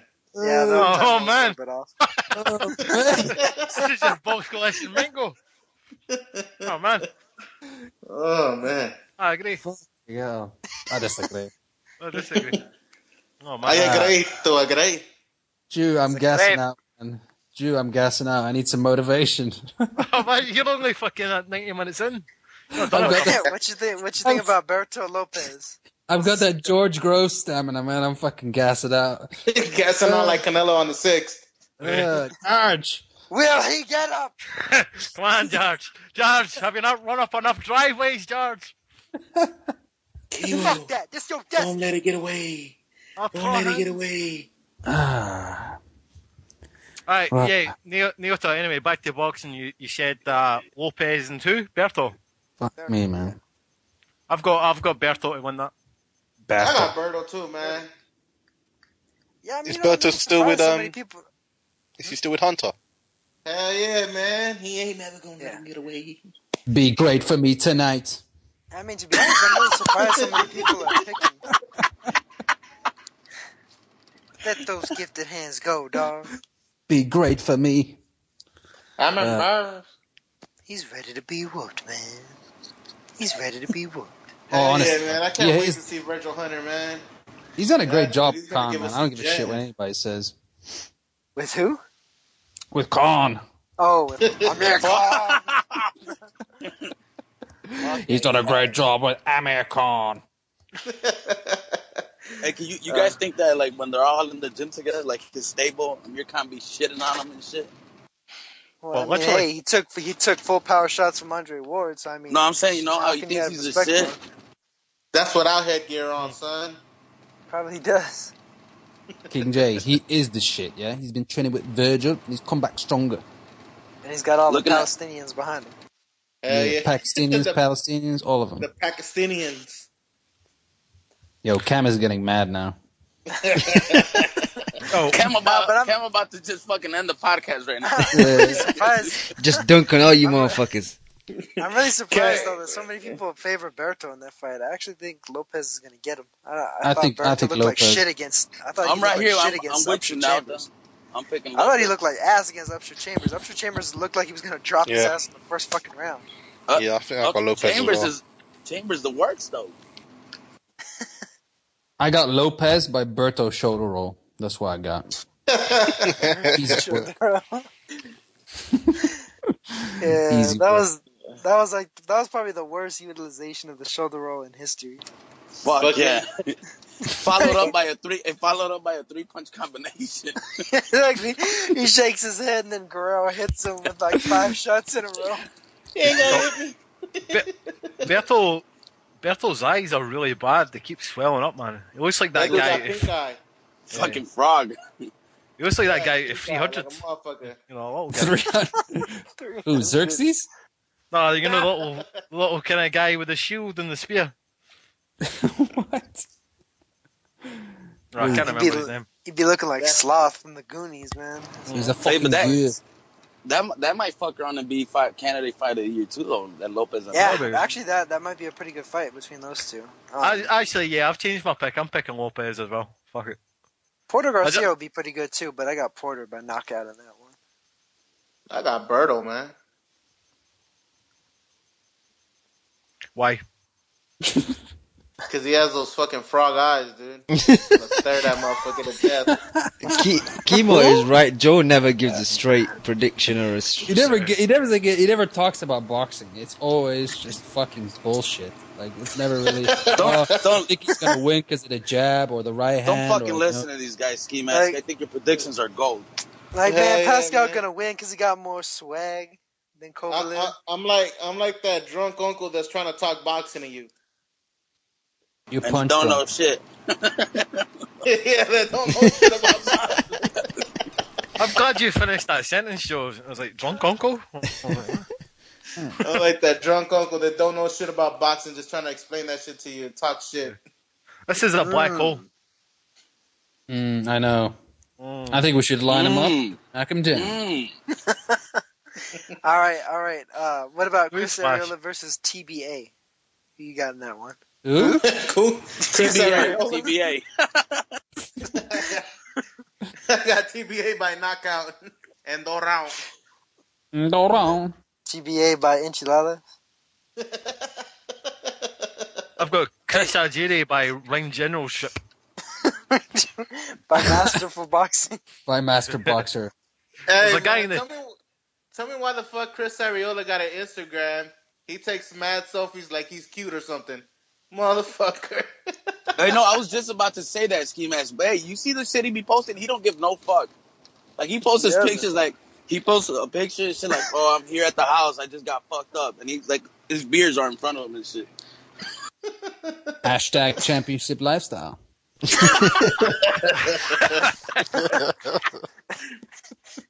Motherfucker be taking pictures of him getting high with a fucking weed pipe.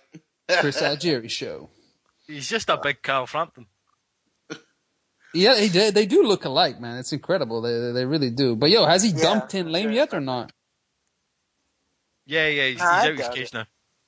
Oh man, I hope not. He has. No, he's changed down. Who's he training with now? I have no idea. Yo, but he's definitely changed down. But he hit Pacquiao with the right hand all night long, though. Did he? Hey, yo, but for real, He did, man. He hit him with the right hand all night long. But the fight tomorrow between Shiming and Rong, that's gonna be a good fight, man. It's gonna be close. Who's this Thai that he's fighting, man? Who's that?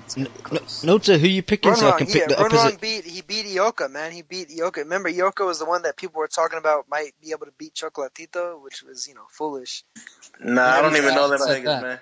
But Rong, he split decisioned him, man. And then he went on to basically body slam his way into beating McWilliams Arroyo, even though Arroyo was close to knocking him out. McWilliams Arroyo. It's fucking awesome. Yeah, McWilliams. Run? I'm not Run. Run. That shit sounds like a fucking, like a nickname when you're in a gang. Run.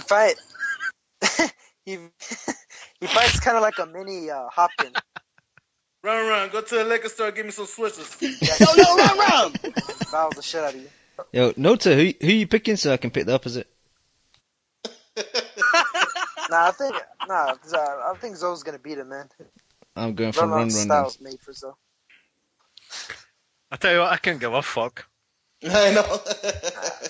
Each round's gonna be close, and the Macau over there, Shiming's gonna be favored. Yo, Nota, like you said, that's what. If there's a lightweight in around my house, I'll just look past the cunt. I'm just gonna look past this fight because this is some bullshit fight. If he's in my house, I'm going to phone the police, man. Help! Call Frampton's trying to beat me up. We got Chris Algieri lifestyle in the chat. Frampton's a midget, dog. But he's a beast. I wouldn't give no fuck if he's a midget. He's one of those midgets that, like, he's small, but like, shit, fuck it, I'm just gonna shut up. No, I'm just saying. I mean, for Chew, Yeah, but Zhu Shiming looks flimsy. No, but Ron's not going to be the one to bring it out of him. It's going to be somebody a little bit better. Maybe the guy who's going to be the mandatory for that IBF belt that Ron holds, John Real Casimero, that guy can hit. And if Shiming does all that hands down shit with him, he's going to get something. He's going to get something real. I think we're going to see a robbery tomorrow. Nah, I don't think it'll be a robbery. I think it'll legit be close. Run, it's going to be, this fight is like Hopkins versus Calzaghe, man. It's about speed and volume versus, single shots. Yeah. Speed and the volume is going to win it. Nota, what time's that fight? Pacific time? That must be like early in the morning for you. Yeah, it's going to be at like 8 a.m., man. Yo, this Room guy has only... One at a time. I was gonna say, man, this Room Rung or Rong, whatever guy. Room Rung. He's only got 14 fights, man. Yeah, because he was in prison most of his adult life. Damn. He learned to fighting motherfuckers in there. For crimes against boxing. Yeah, them Thailand prisons are no joke. Anyone that's seen the Raid 2 knows. Well, Ari, prison is no joking anyway. I was in prison with a man shoe. And it wasn't a joke. Shit. Oh, you're gonna get us boycotted. Hey, guys, how's my sound quality? Oh, shout out to you.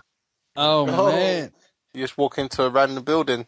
Oh, man. Oh, Landed. man. Just rolled up in somebody's house. I can't hear the fucking wind again. Oh, shit, I'm so sorry. I'll leave the house right now. Oh, you better not. You better not. What's up? So, Lim. So, what you got, Thurman and Guerrero? I got Thurman easy. Easy money. Guerrero's tailor-made for Thurman. You know, a slow, plodding fighter. Come on, man. With power that hasn't been established at that weight division, that's easy pickings for Thurman. That's tailor-made, man. Is that decision or stoppage? I got stoppage in the later rounds. And, yeah, I don't think Guerrero, I mean, he's sturdy, but I don't think he's as durable as some people may think. I think anyone who gets cracked by a shot by Keith Thurman multiple times is eventually going to fold. Interesting. Yeah. Can I just play devil's advocate to that? No. Okay, Guerrero is a bigger puncher than Bundu. Bundu was making Thurman run everywhere. He wasn't making him run. Run. He chose to box. Run. Rundu. It was on the back foot the whole fight. Wait, Chew, who are you picking in this fight? I'm picking Thurman. Oh, okay. I was about to say. Chew, it has nothing to do with that, man. He was just being very patient. He was being very mindful. He was showing he's not just a brawler. He was being a very good boxer. No, I think that's bullshit too, though, Ari. I don't think he was just displaying his boxing skills. I think that was an indication of, you know, some of the limitations of Thurman as well. But I don't know. I just feel like Guerrero is a more open fighter. You know, Bumdu even though his name suggests that he's kind of a bum, he is a tricky style. Whereas Guerrero is one of those guys who does leave himself open quite often. I think Guerrero is a better inside fighter than a lot of people think, and I think Guerrero is just going to jump on his chest, he's going to grab him, he's going to maul him, he's going to do all that stomp shit. him out. So let's see what Thurman's inside game is like. Has he got an inside game? I can't ever remember him seeing it. I don't think Guerrero's going to be able to press him like that, though. Yeah, I don't think so either, but I think he's going to try. For an extensive period, anyway. You don't think so? I think as Guerrero tries to get up close, he's going to eat a lot of shots, and but he's going to just keep going forward, Ricky Hatton style, just in straight lines. Why is everybody comparing everybody to Ricky Hatton always? What the fuck is going on with that? Because there's only one, man. Everybody wants to be Ricky Hatton. It's a bad comparison because Ricky Hatton's got faster feet and he can close the distance better. But exactly, man. And but I do think Guerrero goes forward in straight lines like Ricky Hatton does. Yeah, no, that is true. That's a valid comparison. But yeah, the thing about Guerrero is he doesn't have the fleet-footedness that he did when he was a lightweight and a featherweight, so that's one of his problems. We'll see. Who else is on that card? Abner Mares. Abner Mares versus a bum. My cousin Abner Mares. He's not a bum, man. He's the only lost champion. He's actually a good fighter. Why doesn't he fight Gonzalez? Why? He's picking Mares, but he's probably the only one. Well, Gonzalez. Why the fuck is he growing a beard, Russell, man? That shit looking he just signed a deal with Hayman. He's supposedly gonna fight Russell, then Mares, and Santa Cruz. That order. He's soulless, man. That's what he is. I thought Mares was with Golden Boy. Nope. You thought what? You thought what? You? I thought Mares was with Golden Boy. No, he was. The last fight was his last fight on the contract, and I don't think Golden Boy picked up his option. Yeah, no, but Mares after this fight though, he's gonna be fighting Gonzalez because they're gonna force that. Who's gonna force it? Hayman just made a deal with Gonzalez. He has a 3-fight deal with him. It's gonna be Gary Russell, then Mares, then Santa Cruz. Oh man, Interesting. He wants to get knocked out, dude. So Hayman is pretty much admitting that what's his face, that Russell's gonna get knocked out, right? I think so. Yeah, I think everybody can see that coming from a mile away. To be honest. See if Hayman has all those fighters. I don't blame Nicholas Waters for wanting to go with Hayman, actually. Because all his competition is on the other side. So, yeah, jump ship, fuck it. But anyway, Abner Mares, bomb. Coward. Bye. Well, the other thing is, if Walters moves up to 130, though, that's not necessarily the case. Hayman doesn't really have any guys at 130. 130 is a top-ranked deal, because you got Salido and what's that dude's name? Puerto Rican cat. Can't think of his name now. One's been knocking it. Wait, division. 130. Felix Verdejo? Yeah, Verdejo. There we go. At 130? No, it's not. That's Felix Verdejo's 147. What? You no, crazy, Verdejo's man. 130, dog. What the fuck is wrong with you, man? Verdejo? Yes. Felix Verdejo is 130, is he? No, he's at welterweight, dude. What are you thinking? Yeah. He's at welterweight. That's 130, yeah. Yeah, 147 too. That's what I said. Yeah, I know. I'm agreeing with you. All right. So who's the Puerto Rican guy that you think's at 130 that's knocking everyone out? Oh my god. Go Cotto, dude. You got trolled. Anyway. You got trolled. Anyway, Black guy that looks like Verdejo, but he's apparently not. Yeah, I don't know what his name is. No, but I mean, you got him, Salido, and then the two Takashis, Miura and Uchiyama. Why is that fight pay-per-view, though? What? Oh, Salido versus Martinez? Because, yeah. I don't know, man, because I guess PR Best Boxing is the one that actually bought the rights to it. And that's the only way that they could get it on TV, I guess. I don't know. Dude, it's going to be a fucking war, man. I'd pay for that. Weird. Yeah, but... Well, I mean, Salido's always in a war. Like, Salido doesn't box you. He fucking fights you. He's not there to box. He's there to fucking try and, like, make you his lunch. Yeah, man. Look what he did to Turtzak.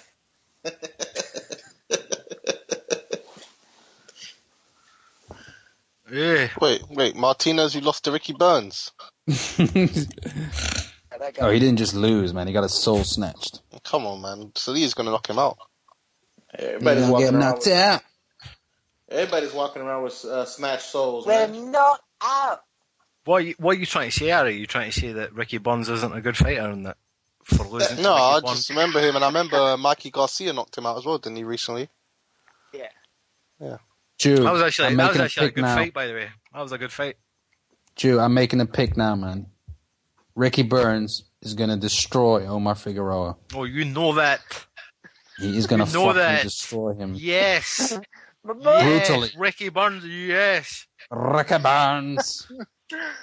Ricky Burns just smashed his soul. Here's what's going to happen, yeah? Figueroa is going to break both his hands on that granite chin in the first round. Yes. Both of them. He's going to fucking break him. And then he's going to drag him to the trenches. He's already there. Yeah. Brittle ass hands. Hey, broken. He was in the trenches when they signed the contract. You know the main games have begun. Ricky Burns is going to snatch that soul. Ah, shit, man. And then Jim Watt is going to be like... Fists. Say what? Figueroa got some glass fists. Dude, Jim Watt's going to be like, he outgained the guy. Took his soul, took his heart. It's going to be beautiful, man. And he knew he couldn't last 4 to 5 rounds. Yeah, and then also tomorrow we got Daniel Lim's nemesis, Iki Yang. My boy. Black Ski Mask Joe's impressions work backwards. It's the first time I've ever seen that. They start off good and then they get worse. And he just broke the guy's heart. The guy had nothing left and he knew he couldn't last another 4 or 5 rounds. Oh yeah, Okay, he's hold fighting on. again soon too. By the way, Jose Chelo Gonzalez. He's gonna be fighting Sharif Bogare, my man, the Lion Man. Jojo Diaz is fighting tonight. Huh? Jojo Diaz is fighting tonight. Yeah. He's Hey, Cam, I think we got a caller, right? Yeah, we got my boy Hamada. You there, Hamada? Hamada, what can we do for you? Hamada in the chat. Shout out to Hamada. That doesn't sound like me at all. It does. It does. No matter, quit ducking, man. Say something. Shout out to Hamada in the chat. Something What's going on, Hamada, boys? what you want to know? Hamada. I actually wanted to chat to you, Nota. Go on. Do you think Toe Room to toe or what? Toe to toe or what? Nah, none of that, man. Do you think Room Ring's gonna win tomorrow? Nah. Rumor? I think Shiming's gonna decision him. Cause I got him. I done a bet today, man. I got him my bet, man. I think he's gonna give Shiming a lot of problems because I mean he's technically more like he's good all around, but he doesn't do anything really special. And I think with Shiming, like you really have to put some steam on your punches, and I don't think Ring has the power to really like knock Shiming around the way that a Gonzalez or an Estrada or even like a Casimiro that I mentioned would. I think Shiming's gonna win a decision, man. I think each round is gonna be tight, but you know, people usually favor the aggressor. It's gonna be Shiming throwing more of the punches, so I think Because the odds are big on Ring. It's too good to refuse, man. So I just took it. But I had to win tonight. Hamada, your mic sounded really crisp today. What's going on? I'm alright, man. I went to my house, man. I got it, man. Shit, finally got the microphone. Yeah, man. I'm back on my feet now, walking around, so I'm good, man. Cool. Oh, Anything you else on you the want to talk wheelchair about? before or what? Nah. Got the Timothy Bradley ankles. He got those brittle ass ankles and shit. Yeah, see, Kid Gallivan has it correct in the chat right there. Too much money invested in Zoo for him to lose. Pretty much. Yep. That's pretty much it. It's not a good bet, man. It's not a good bet. Yeah. Hopefully The you only way can pull it Zoe's off, man. The main way I see Zoe losing in the future is by knockout. And of course, they're not going to match him with Chocolatito or Estrada, so neither of them are going to knock him out. It's going to be somebody like Johnny or Casimiro, who's probably going to get outboxed until he catches Shiming and stops him. They're never gonna put fucking Shiming with those guys, man. Because that's the type of fighter that Casimiro is. That's Bob Arum's cash cow in China. Hamada, who you got for Thurman Guerrero? I got Thurman to win, but I don't like Thurman, man. I wouldn't mind Guerrero knocking him out. What? I don't like Thurman, man. I don't like how he talks, man. He talks shit. What? But that guy talks with a list, though. No, I wouldn't mind seeing Guerrero landing that left hand on his monobrow.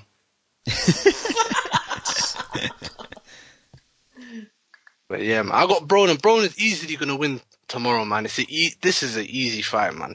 You know how I see it? I see it like if they were both back at 135, everyone will be going for Broner. So I don't see much difference. They're fighting at 5 pounds heavier. It's an easy fight for Broner, man. Plus, I'm a Broner fan, so Broner needs to win, man. For me. You say Thurman talks shit and you like Broner. Yeah, Broner's entertaining, but I like Broner because when Broner gets in the ring, he goes in there trying to knock out his opponent. Broner's always in entertaining fights. Thurman stunk out the joint against Bundu. He didn't need to do that. That was his first and only bad fight, where it wasn't that great to watch. Yeah, that's Still, true. man, boxing is what have you done for me lately, innit? And that's the last thing I seem to remember about Thurman, innit? That's the it, only innit? thing that I might hate if Thurman wins this fight is if he tries to call out Floyd, man. This is some bullshit. I want him to call out fucking Sean Porter, man. Fuck that. Why would he call out somebody who took a loss? Yeah. Why not call out Brooke then? Call out the guy. Yeah, he should call out Brook, man. I want to see Thurman he is in the summer. He's calling out Brook. I want to see that in the summer, man. Brook and Thurman, but Eddie Hearn's talking this bullshit, man. He's talking this bullshit about Bramwell Lane, and Thurman's not coming to Bramwell Lane. I don't know what he's won't fight on him. about. Does anyone know confirmed? Is this? I think the Guerrero Thurman fights for the WBA regular. Has that been confirmed? Yeah, I think it is, man. They gave Thurman that paper belt, man. Yeah. He's got paper title status now, man. Well, to be honest, he deserves a belt. The guys are ducking him. I mean, at least theoretically, the WBA could force him as the mandatory for the Mayweather-Pacquiao win. Theoretically, quote unquote. They could, but they never would. Yeah, exactly. Yeah, the WBA picks and chooses really well when they want to do that. Yeah, they only did it for Ward and Foch because neither of them fought for a long time. That was the only reason. I wish they called up for Rigo quick. You mentioned that. I was watching. I didn't watch all of it, but I caught a bit of ringside yesterday. Ed Robinson was hosting the part that I saw. I don't know if Johnny and he was. Yeah, he hosted the whole show. I skipped through it.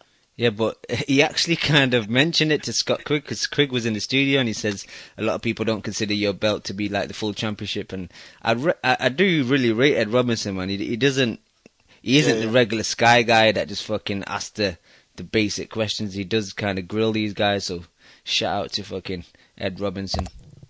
Shout out. And he called out McCrory as well. McCrory tried to say Quigg and Frampton were the best two in the division. And he put him in his place quickly. Yeah, Ed Robinson's the realest on Sky, man. All of them, they talk like they're casuals, man. Ed Robinson. No. Why, don't be disagree? talking about my. I disagree. Well, but Kimo's the fan of the biggest casual on the whole channel, Halling. I worship Nick Halling. He's terrible, man. Yeah, he's not terrible. He needs to go back to NFL. Casual, man. He's not terrible. He's the greatest hype man. He needs to go back to NFL. He knows about NFL, but he doesn't know shit about boxing. Dude, he's fucking... You guys always talk this bullshit, but he's giving you so many beautiful memories, man. He puts on a beautiful shoe. Give us that left hook gets con. Exactly, man. Can't play that shit. I'd have to He's look not going for to play it. it. He's not going to play it because it's con. Right? No, I'd have to look for it. He's going to come up with some bullshit excuse. All right. Do the Groves one then. Yeah, do it. Fuck it. Play the Groves one. Nah, I don't know where it is, man. Yeah, I'll have to look for it. Why you bullshitting, Cam? See, no, suddenly he doesn't. He is not going to recover from that. And Howard Foster has stopped it. Wow, that is going to be controversial. Dude. And this place has just become electrified. Nick Halling, my boy, man. Nick Halling is the most like.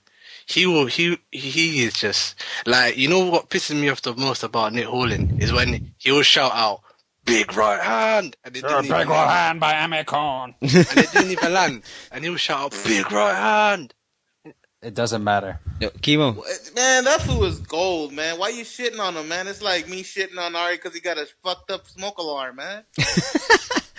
Yo, Kimo, I found it. I mean, that is one of the greatest calls ever, man. That is legendary, though. That is legendary. See us spun him around. I think the worst fight I've seen in recent memory was Brian Rose and that last guy he fought. Carson Jones. Yeah, and they were bigging up Jones, saying, "Oh, this is going to get stopped any second. It's going to be an early night for Rose. Rose is going to knock him out." Yeah, and then he got fucking destroyed. Like, oh my god, look at the muscles on Rose. He's been like, working out. His back looks big. Back muscles. He's like in a terrific shape. Oh, big right hand by Carson Jones. Oh man. Oh man. Here's the thing, honestly though, Hamada, like for me, I don't really care what he says as long as he hypes up the vibe in the crowd, you know? That's it, good enough for me, man. Like I just get so pumped up when I hear that fucking voice and some crazy shit happens. It's just beautiful, man. You know what? I don't know I actually think Jim Watt is worse than him because Jim Watt has boxed and Jim Watt knows boxing and he's been involved in boxing for many years and he talks so much shit. I think it's very bad of Jim Watt. I think Nick Halling, you could tell Nick Halling don't know nothing. You could tell he's new to boxing. He probably started watching boxing 5-6 years ago. He's a casual, but Jim Watt should know better. Yeah, but Hamada, Jim Watt's old as shit, man. He probably can't see shit anymore. They need to retire him. Shot. So How this can you be pen- shot this pen- as a commentator? I don't understand. He's just he must have got cataracts or something, man. He's just shot. Yeah, but Hamada, you got anything How can else? he be shot as a commentator? His eyes, man. His eyes, his legs are gone. His eyes are gone. His eyes are gone. He's a ghoul. His eyes are gone.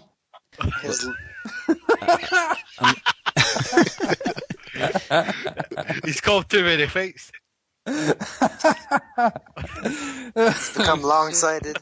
Yo, but Hamada, you got anything else? Because I've got Milos on the line as well. Shout to you, Hamada. Hamada, you got anything else for us? I don't know. Hamada's What gone. else can we do for you? Shout out to QPR going down. All right, Shout. let me get Milos on the line. You there, Milos? What's going on, guys? Nice to see a special show on Friday. Thank you, man. It's the Kimo Special. Oh boy. What up? What up? What up? All right. To be honest, there aren't much fights this weekend that I'm interested in, but I'm expecting Thurman to win. I guess that most as well. I don't know much about Guerrero, but I've seen that he hasn't been stopped yet, so that might be put on the test on the fight night. And Broner should win as well. So his opponent is John Molina. He lost his last fight, right? So, and he isn't some top class opponent. So Broner, it's probably a showcase fight for Broner, in my opinion. Man, why you sound like Mao? What? You sound like Mao Alpha, dude. Yeah, our fellow co-host. You sound very similar to him, Milos. Hey, save my weight. He hasn't been on the show for a while though. He's busy making loads of money. He's ducking. He's fucking ducking. Nah, he's too busy making the predictions league better, man. Yeah, Milos, he's the guy that designed all the prediction league. He's a programmer, Java programmer. All right. Hey, Milos, can you do me a favor? Can you save my weight? What? Could I say what? My weight? My weight.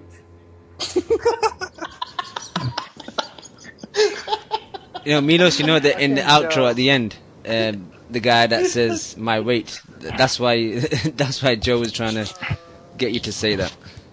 So don't feel like he's trying to disrespect Oh man, big props to you, my friend. This big show, big drama show. What do you guys think about the potential James the Gale versus Andre Derell fight? Any news on this? Oh, ask Ari, man. Ask Ari. This is his topic. It's insider info. Go on, Ari. Go on. It's your boy the Gale. Your boy, isn't it? 50-50 between two top 3 super middleweights. So I think you mean top 3 pound for pound, innit? You really think that's 50-50, Ari? What do you think? The Gale on that shit. You favor the Gale? Wow. Yeah. Over Andre Derell? Yeah. Andre's the Derells better are fucking bums, man. Nah, but I mean, Andre, I think in terms of like strength and build and everything, I think he's a little more brittle than Anthony.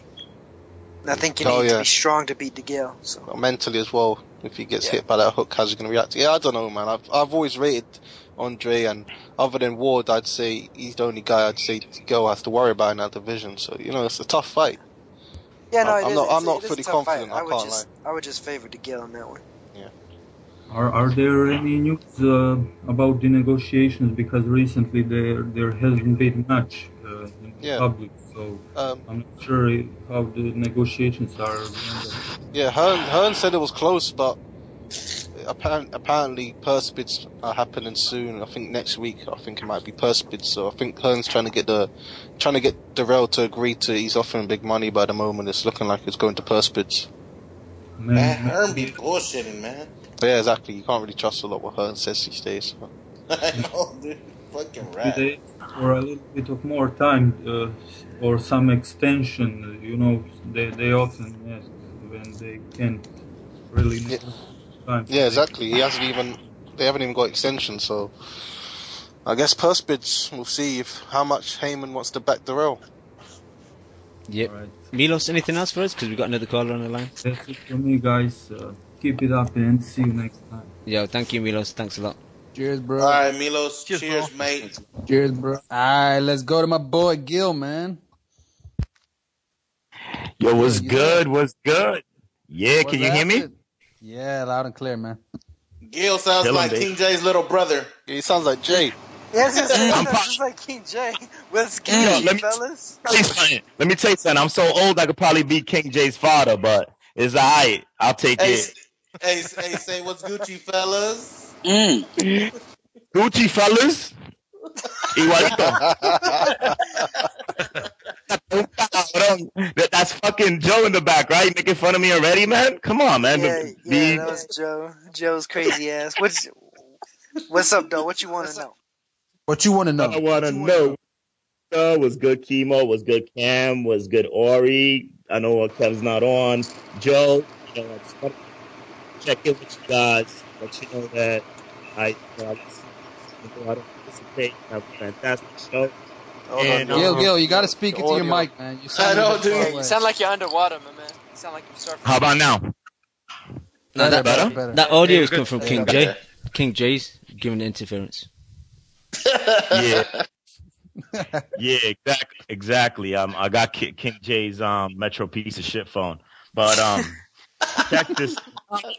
I'm just checking in. I like King J, man. He's a nice guy. I the one thing that I do want to say is that I believe that the true hardcores and like the real fight fans, a lot of them. I mean, I still listen to the Boxing Voice and stuff all the time. I love Ness and Vic, but a lot of casuals over there. So you guys, I don't know. I believe you guys have a higher concentration of real boxing heads and guys that know their stuff. So, I tune in every week. In terms of my opinions on stuff, I've been leaning towards Floyd for the big fight.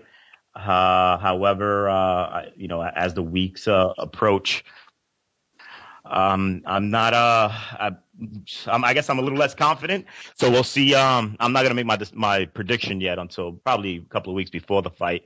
I just think that my opinion is that Floyd was forced into this. He didn't really want it, and a lot of the rumors that are coming out about him paying Pacquiao's potential sparring partners to not go to camp and stuff like that. It's just sounds like lack of confidence on that. And in terms of this weekend, I got to go with Thurman over Guerrero. I don't know what these I guess these Guerrero pickers are seeing. I mean, I know he's not a little guy anymore. A lot of people might be picking him because they think he's blown up featherweight.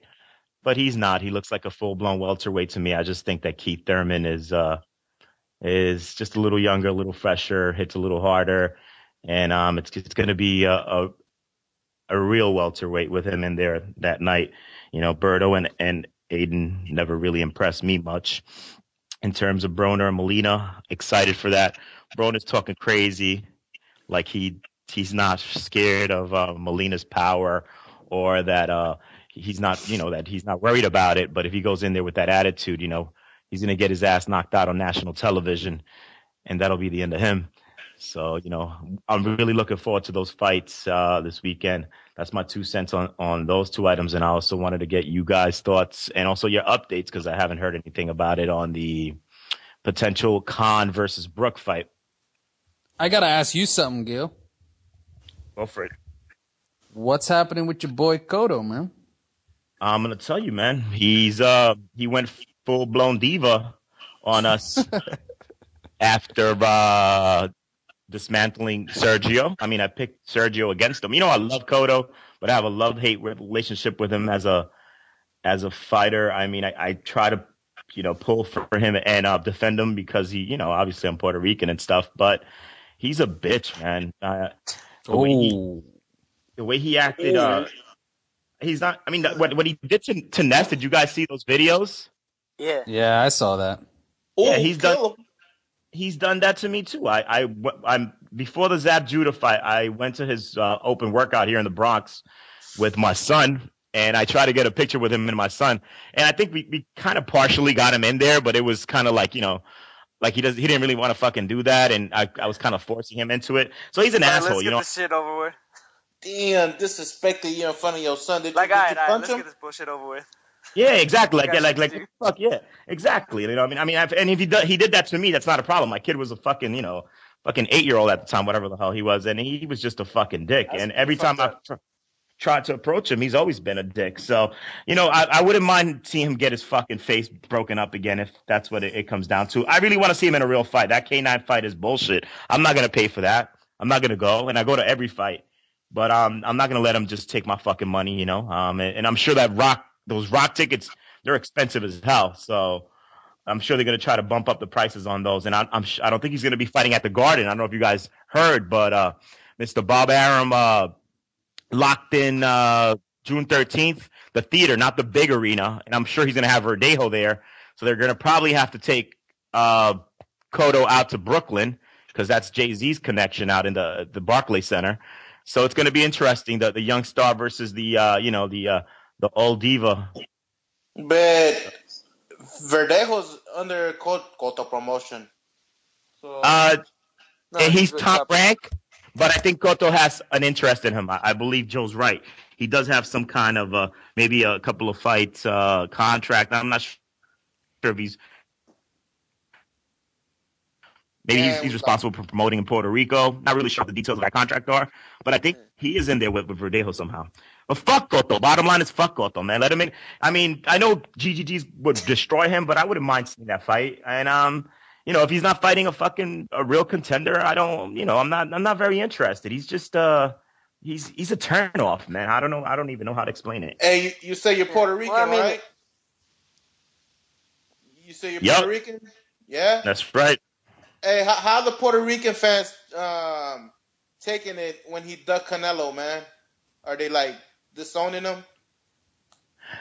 I don't think he ducked Canelo, quote unquote. I know all you Mexicans are saying that, and that's fine. That's kind of a silly thing to say because Canelo's not anybody to be ducked at middleweight. Triple G is the one to be ducked. Hey, what are you talking about? It's all about it's all about the angles that you come at. Yeah, that fool's not even Mexican, Joe. It sounds like shit, Joe.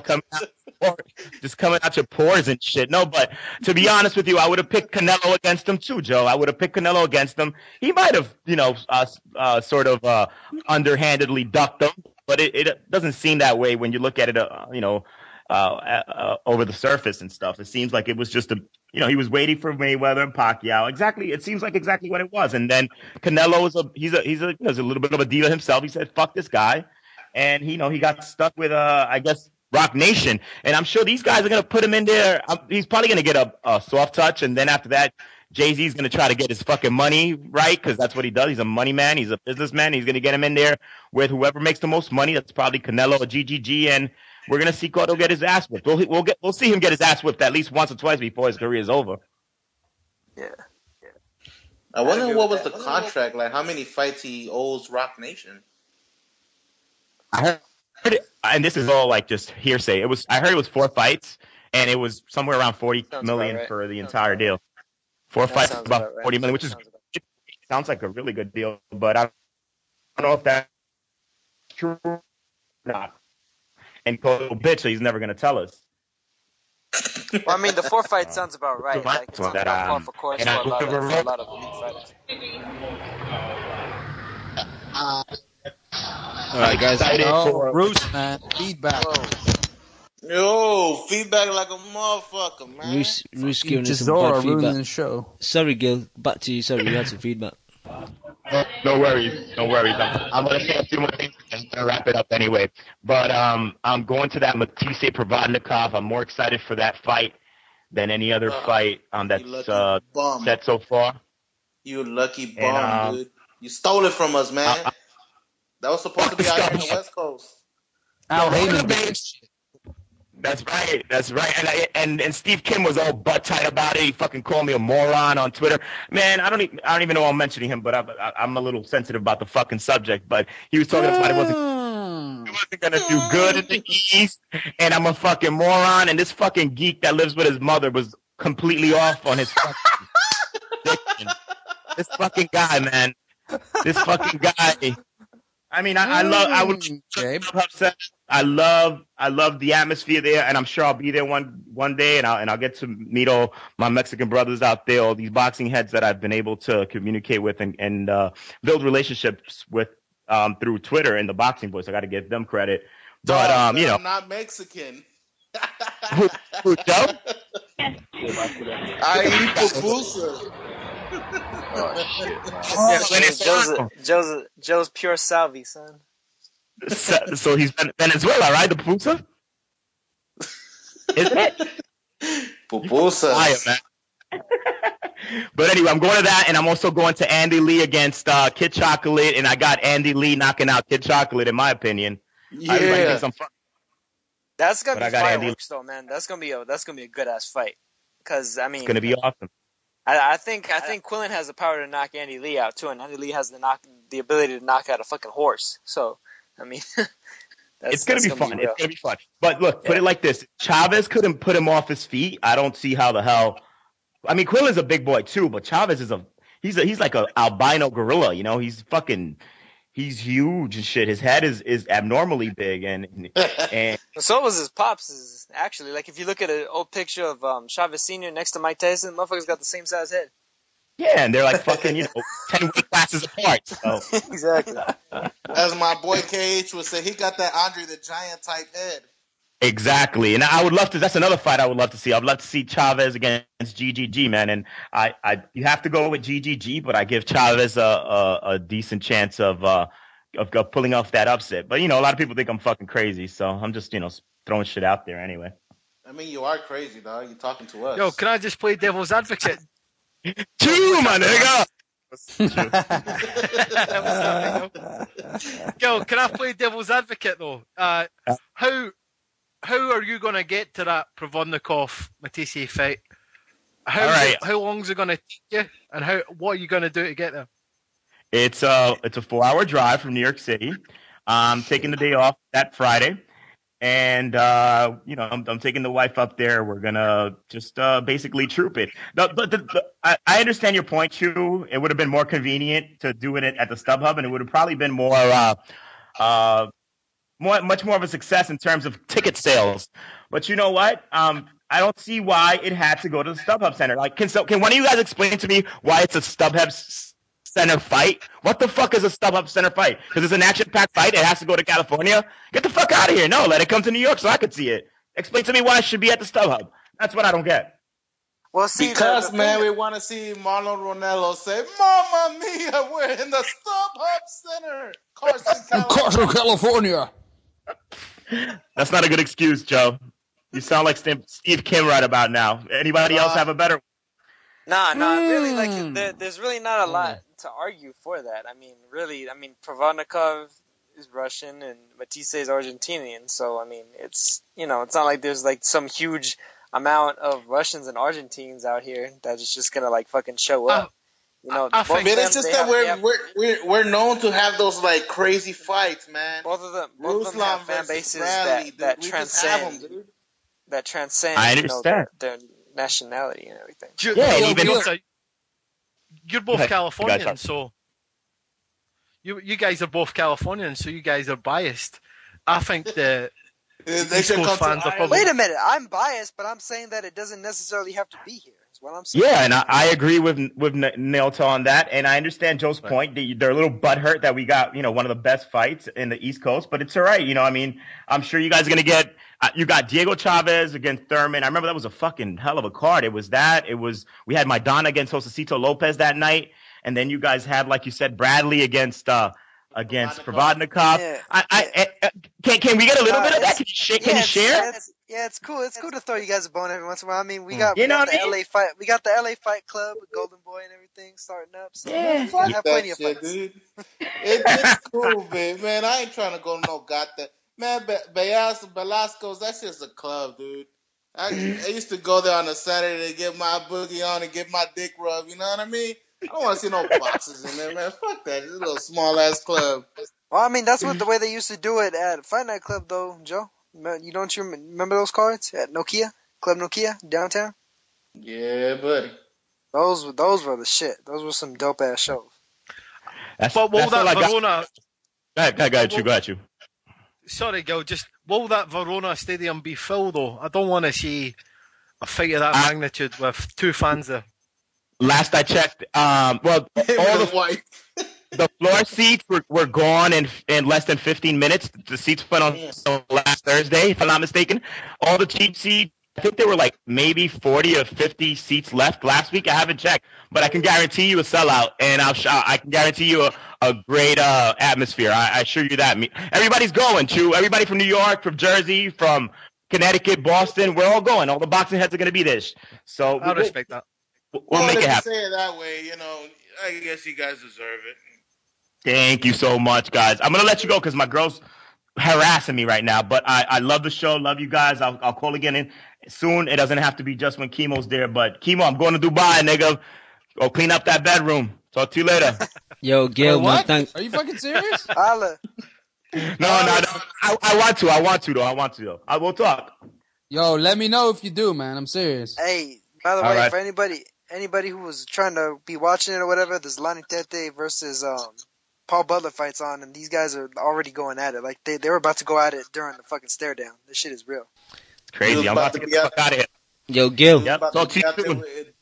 Gil, Yo, Joe, shut the fuck up, Joe. All right, I will, Joe. Talk to you guys later, right? Yo, Gilly, thank you for calling up. Peace. Take care. Thanks for calling in. Thank you for having me. Thank you, brother. There'll be a Ski Mask Joe special soon, man. Yo, Joe's like the old grandfather in the corner that no one's listening to, man. Yo, Cam, did you just hang up on him or what? I saw that. Yeah, you fucking hung up on you. I was trying to like get Gil off and say thank you for being on the show, and Joe was just talking about shit, man.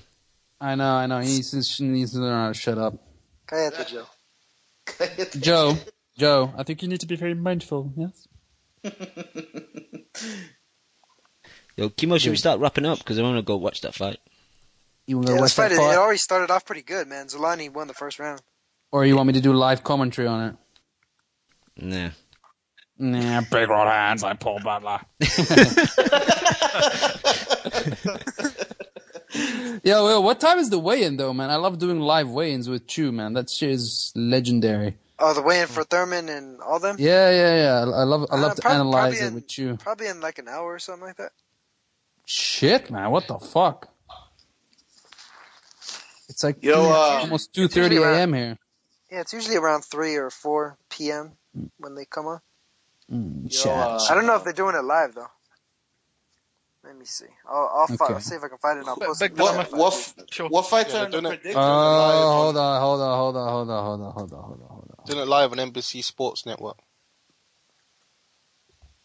I think we got a Canadian on the line. It's all about the sexy name. I'm bringing sexy back.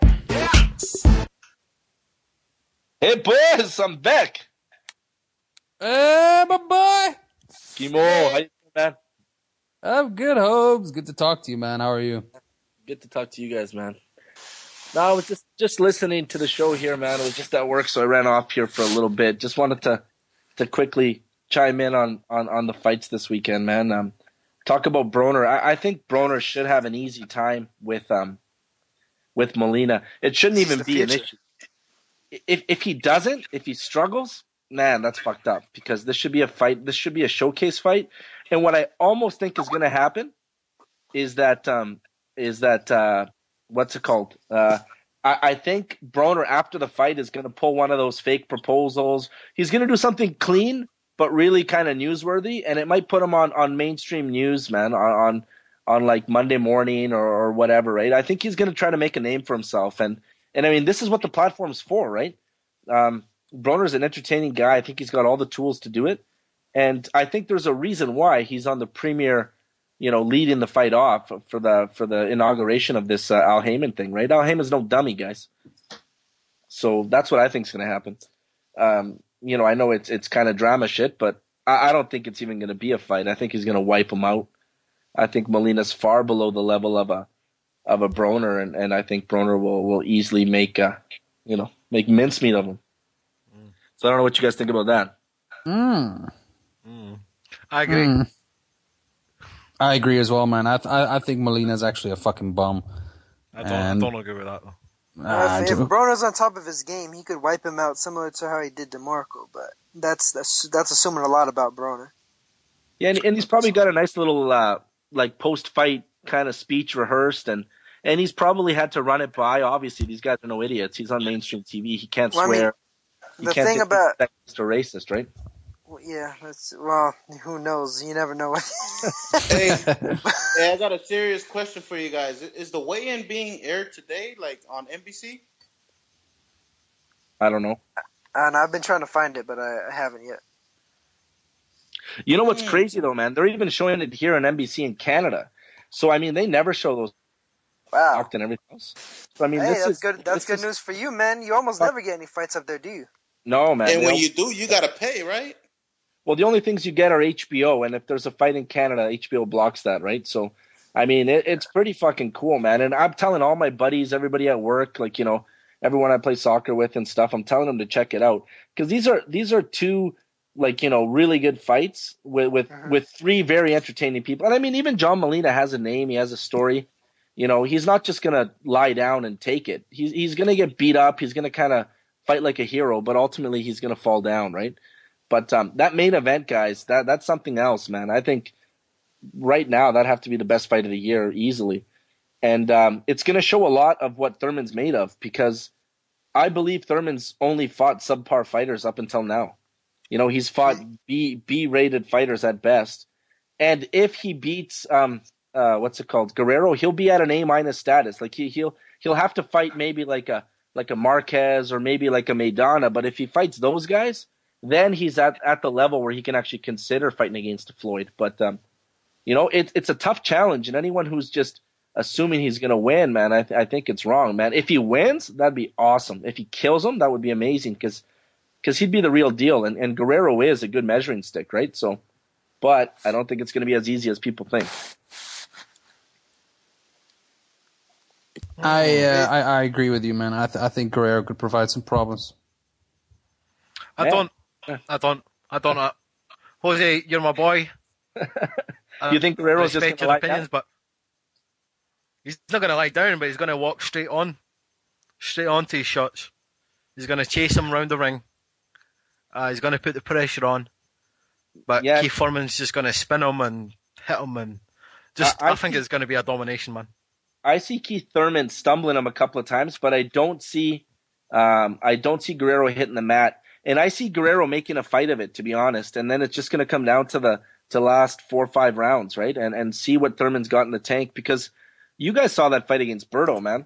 He was taking gigantic uppercuts, man, hellacious uppercuts, and he was still going forward, right? So, I mean, I think he's going to smother him.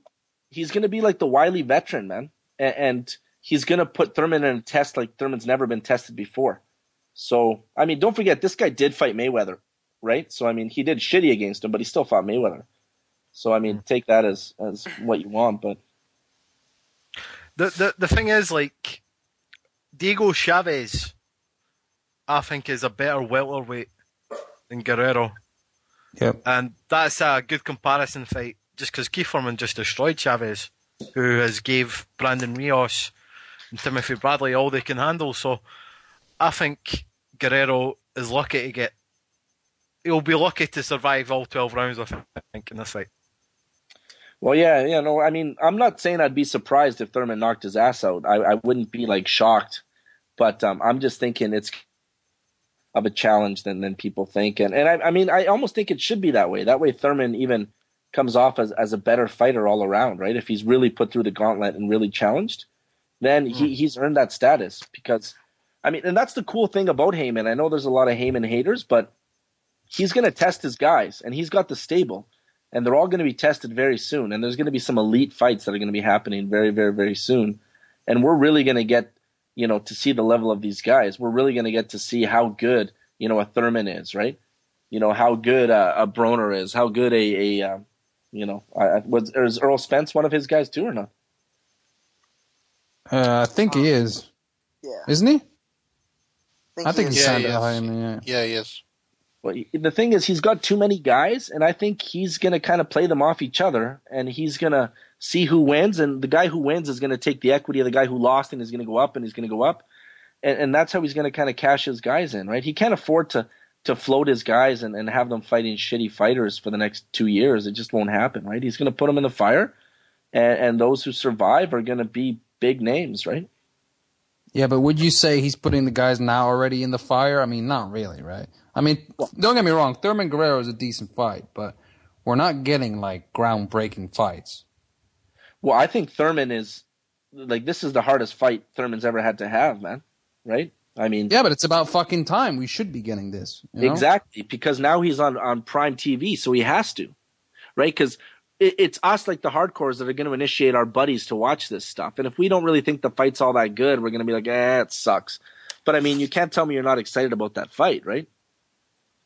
I'm excited just because I love the fact that we get another decent fight, and there's some hype around the whole PBC thing, you know. But I'm not convinced that these are, like, you know, the most amazing fights and that we should be so fucking grateful for Al Hayman and all that, you know. Like, I mean, it's decent fights. They should be made in the first place. We shouldn't be excited that we're getting normal fights. You know what I'm saying? To me, these are 2014 fights. These should have happened already. Yeah, they should have, but they're happening now. Even if you look next week when you have Lopez versus Berto, those are two guys that are at an equal level and at an equal time in their careers. It's do or die for them. So it's exciting to see that fight, yeah, and not see like a Berto fighting a bum, and then if Berto wins, then he'll go on to someone else. This is it. If whoever loses is pretty much fucked, especially if Berto loses, he's out, right? So I mean, he's starting to. He's already on his way out. Well, if he wins, he might not be, right? Yeah, but what is he ever going to do, man? I mean, both Lopez and Berto are just at this point names, you know? That's all they are. I mean, what are they really going to accomplish? They're out of the title picture, unless they really get handed a title to them.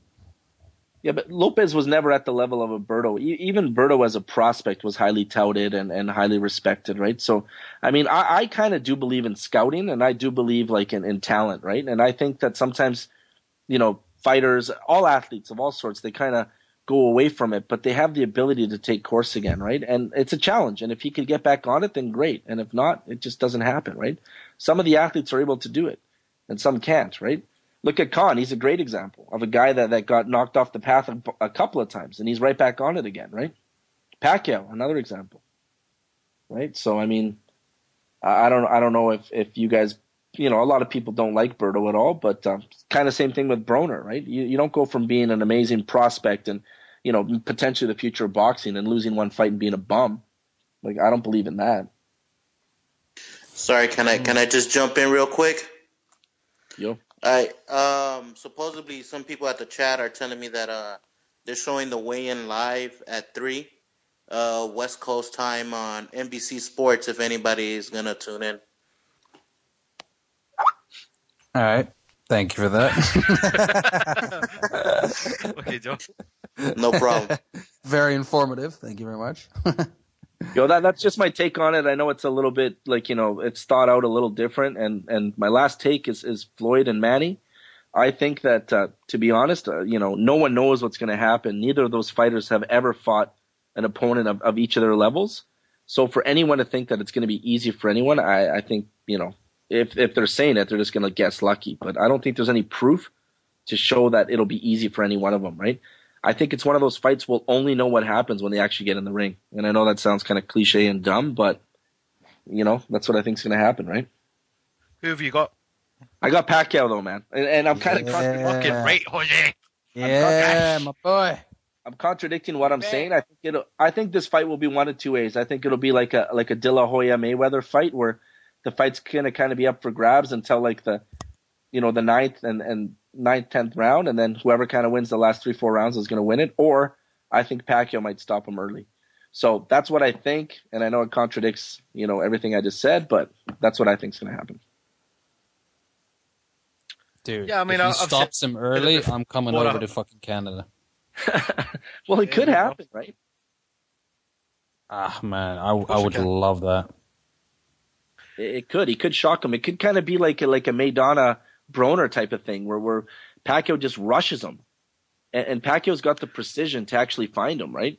And I don't know, man. I think this is the thing about Pacquiao. I don't think Pacquiao's really cared about a fight in a long, long time. Like, this is a guy who doesn't take shit seriously. Even when he fought Marquez, and I know all the Mexicans hate me, But I don't believe in that fight, man. I think that was just a shell of Pacquiao. He didn't care. Like he always believed Marquez was below him. He never prepared. He never trained for him. He never respected him, and that's why he lost. Not because Marquez was better than him, but because he didn't respect Marquez. And I think this fight means everything to Manny. It really does. And he's able to fix his legacy of being knocked out by winning this fight. So I think it all rides on here for him, right? So I want to see. Jose, I don't think it just fixes his legacy. I think it fixes a lot of shit, man. I mean, if he beats Floyd, wow, that's just gonna shock the world. It really is. I mean, I think every website in boxing is gonna crash if that shit happens, man. It would be really, really massive, and I want that so desperately, but I don't know, man. I'm picking Pac, but I think Floyd still should be the rightful favorite. But yeah, let's just hope, man. I'll listen up, and good hearing you guys again, and all of you guys take care, all right? I'll talk to you guys soon. Thank you, Jose. Right. Cheers, Jose, before you go, Jose, are you still going to Vegas or not? Yeah, I'm kind of pissed off, man. We're going to Vegas, but the chances of us getting tickets are slim to none, and you know, it's just the most expensive pay-per-view fight I'm going to watch in my life. So I'm kind of pissed off, you know. I think that's very unloyal what they're doing to the boxing fans, you know. Yeah, I mean, you can still get a TM T-shirt, though. Yeah, I'll get a TM T-shirt, but I mean, it's just a pretty shitty thing to do to your fans. You know what I mean? Especially since boxing is such a niche sport. You know, you don't do that, right? I don't even think the UFC would do shit like that to their fans, right? It's kind of the same thing when you're like a sport of just like a cult following like that. You don't fuck over the people that have kept you alive for so long, right? I thought Pacquiao was a people's champion, though. That's a good point. He is, but I mean, it's all business. It's not them, man. Nauta, you're such a hater. I swear to fucking God, you're such a hater. So I can hear it. What's their plan then? What, they're just gonna? I heard 1,000 tickets. 1,000 tickets to the public, which are probably going to be. They're probably going to put the tickets on sale at 10, and they'll probably be sold out by like 9:55. You know.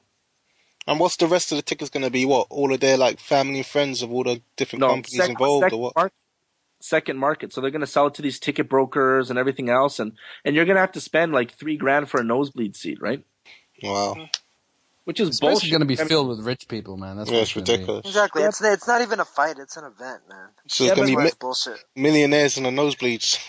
Exactly. Millionaires won't be in the nosebleeds. It's going to be a bunch of fucking scumbags who don't actually watch boxing, just showing up and like being camera whores is what it's. And they won't even be there though. You guys actually think millionaires are going to sit in the bleeders? No fucking way. They're just going to be hanging out in the event. So I mean, there's going to be like 5,000-6,000 seats that are going to probably be empty for that fight at the top, right? Yeah, they're gonna be at I the don't after think parties so. and shit like that too. Jose, the thing I think this fight is so big that people and like doesn't not just necessarily like rich people. I think anybody will be willing to pay a crazy amount of money to be there. You know, so I do think it will fill up. But $6,000 for cheap seats for like an average family, man, that's a lot of fucking dough, man. Right? I mean, I don't know. I agree. I wouldn't do it, but I know a lot of people would. See, I don't think a lot of middle class people can afford $6,000 for shit cheap seats. Maybe if there were like floor seats, you could convince yourself they're like a once in a lifetime opportunity. But 3,000. That's what I'm saying. It's going to be a bunch of people who are attention whores who like they have nothing better to do in their lives, so they think like, oh, this makes me important because I was in the same room with Mayweather and Pacquiao. Yo, so are you going or not, man? That's the question. No, I'm going to Vegas and I have my hotel booked and everything, but whether or not I get seats or not, it just depends, man. I'm gonna have to try to hustle some money and come up with a way to get tickets, right? All right, so you ain't going. So you gonna go ahead and buy a TMT shirt and kick it at the buffet line. Let's do it. He's going to James's bachelor party, man. That's what he's gonna do. Yeah, but fuck, I gotta somehow knock out my wife, man. I'm gonna have to give her some of that Bill Cosby juice.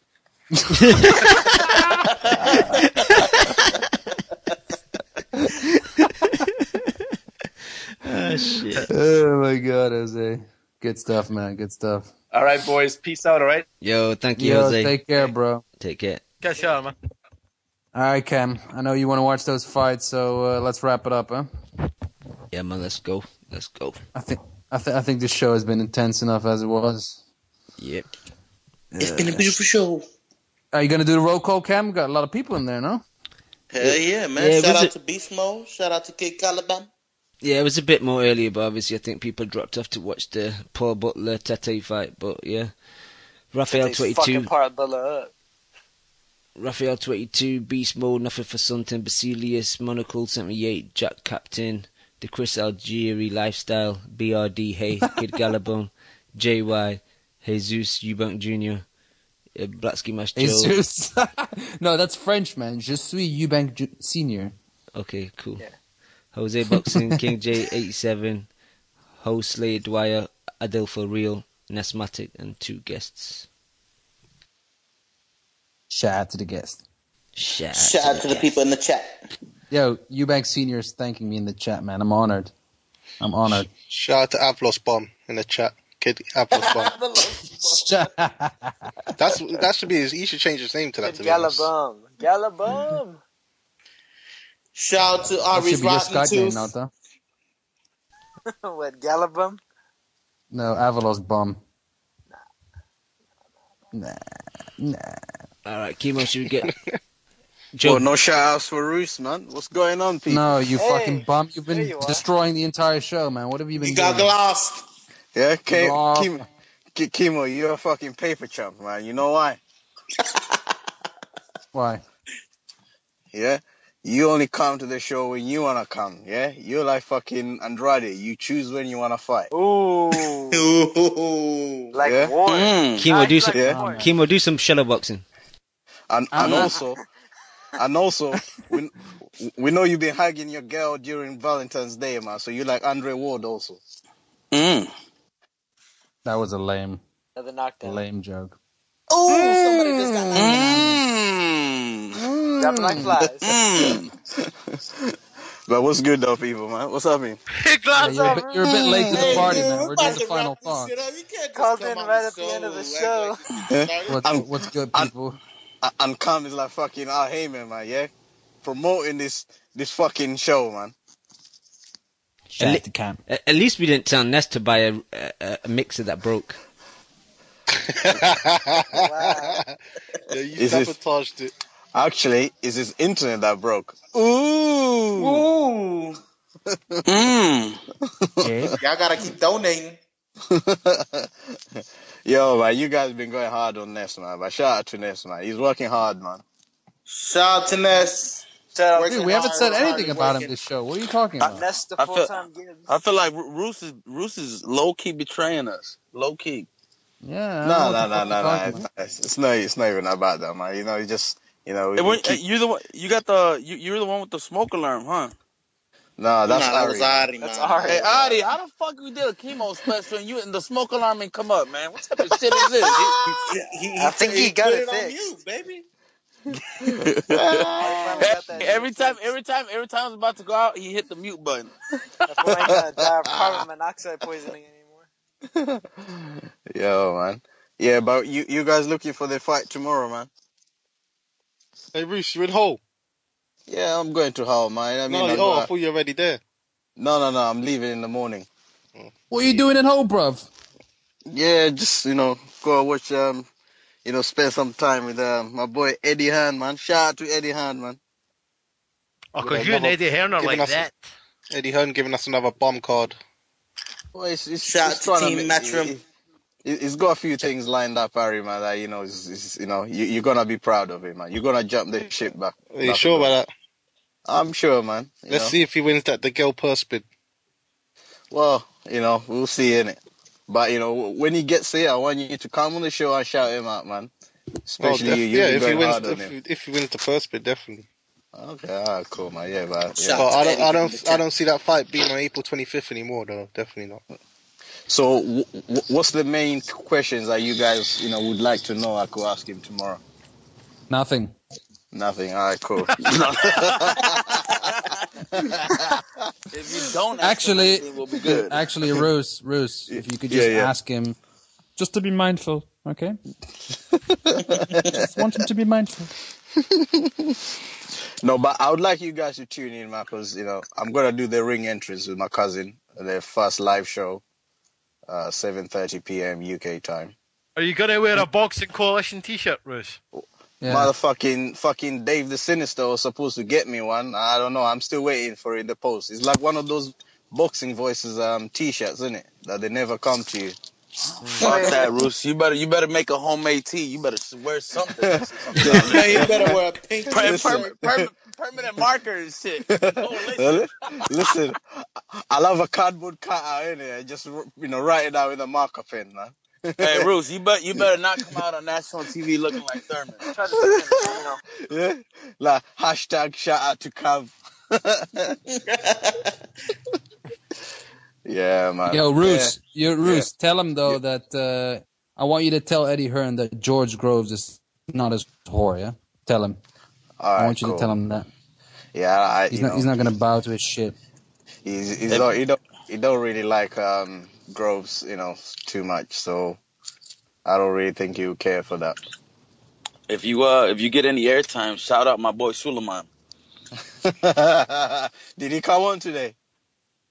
Yeah, he was. He's still on right now. What did come? Did you have a special intro for him? Nah. As a new caller? Nope. Yeah. His the intro is like they answer him and he just says, "It's crickets. Can you hear me?"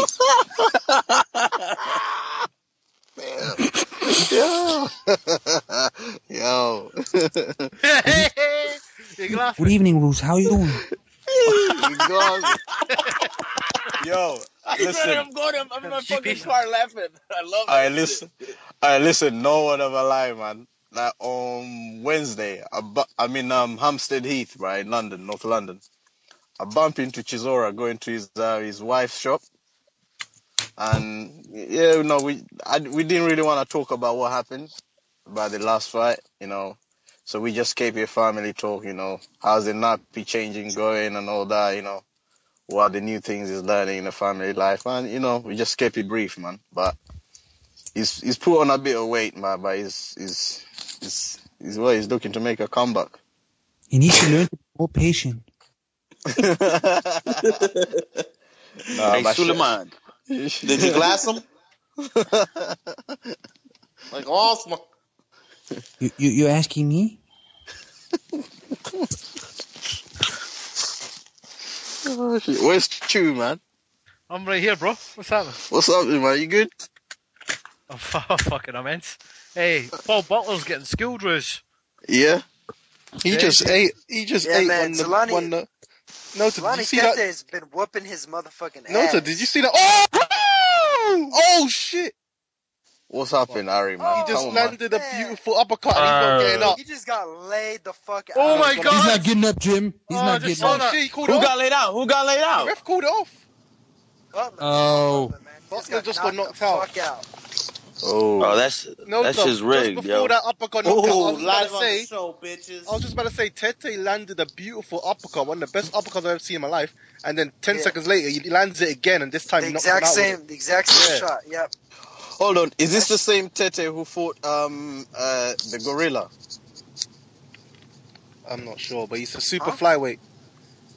Yeah. Okay. See, now Butler's messed up because he should have stayed at bantamweight with his world title, but instead now he went back down to super flyweight and he fought a beast.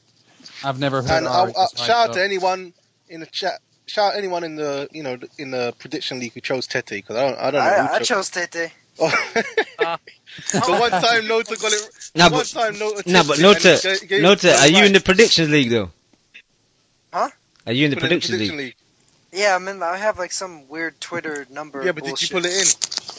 Yeah. Actually, I put Tete by decision, but he knocked him the fuck out, man. And Nauta, you need to take the bet with me, man. Yeah? If you fucking... For what? If you lose, you have to reveal yourself. Right? This nigga. No, listen. Hey, hold on. Pause. Ruth wants Nota to send him a selfie. That's some gay ass shit. God, King J, man. You're some sexual shit, man. You should pause, man. You said reveal yourself. Come on, Rose. Yeah? Fucking identity. We don't know who the fuck this guy is. You know what I mean? So you want him to do an Amir Khan or what? Yeah, man. He wants Nauta to do a Sergio Martinez. Now my In boy the now sauna, check baby. himself in the mirror, see if his hair was combed. You saw that shit too, Lim? Nah, bro. I'm not Oh gay, man, man. Lim, you sound crystal clear now, man. Yeah, like always. I told you from the jump that was local Mexicans bum ass line. Hell no, Anyway. that wasn't me. Anyway, boys, man, I got a dash back in, man. I was just saying what's up to you people, man, before you hang up. Okay, Bruce. Alright, man, fucking but bum. I'll be tuning in.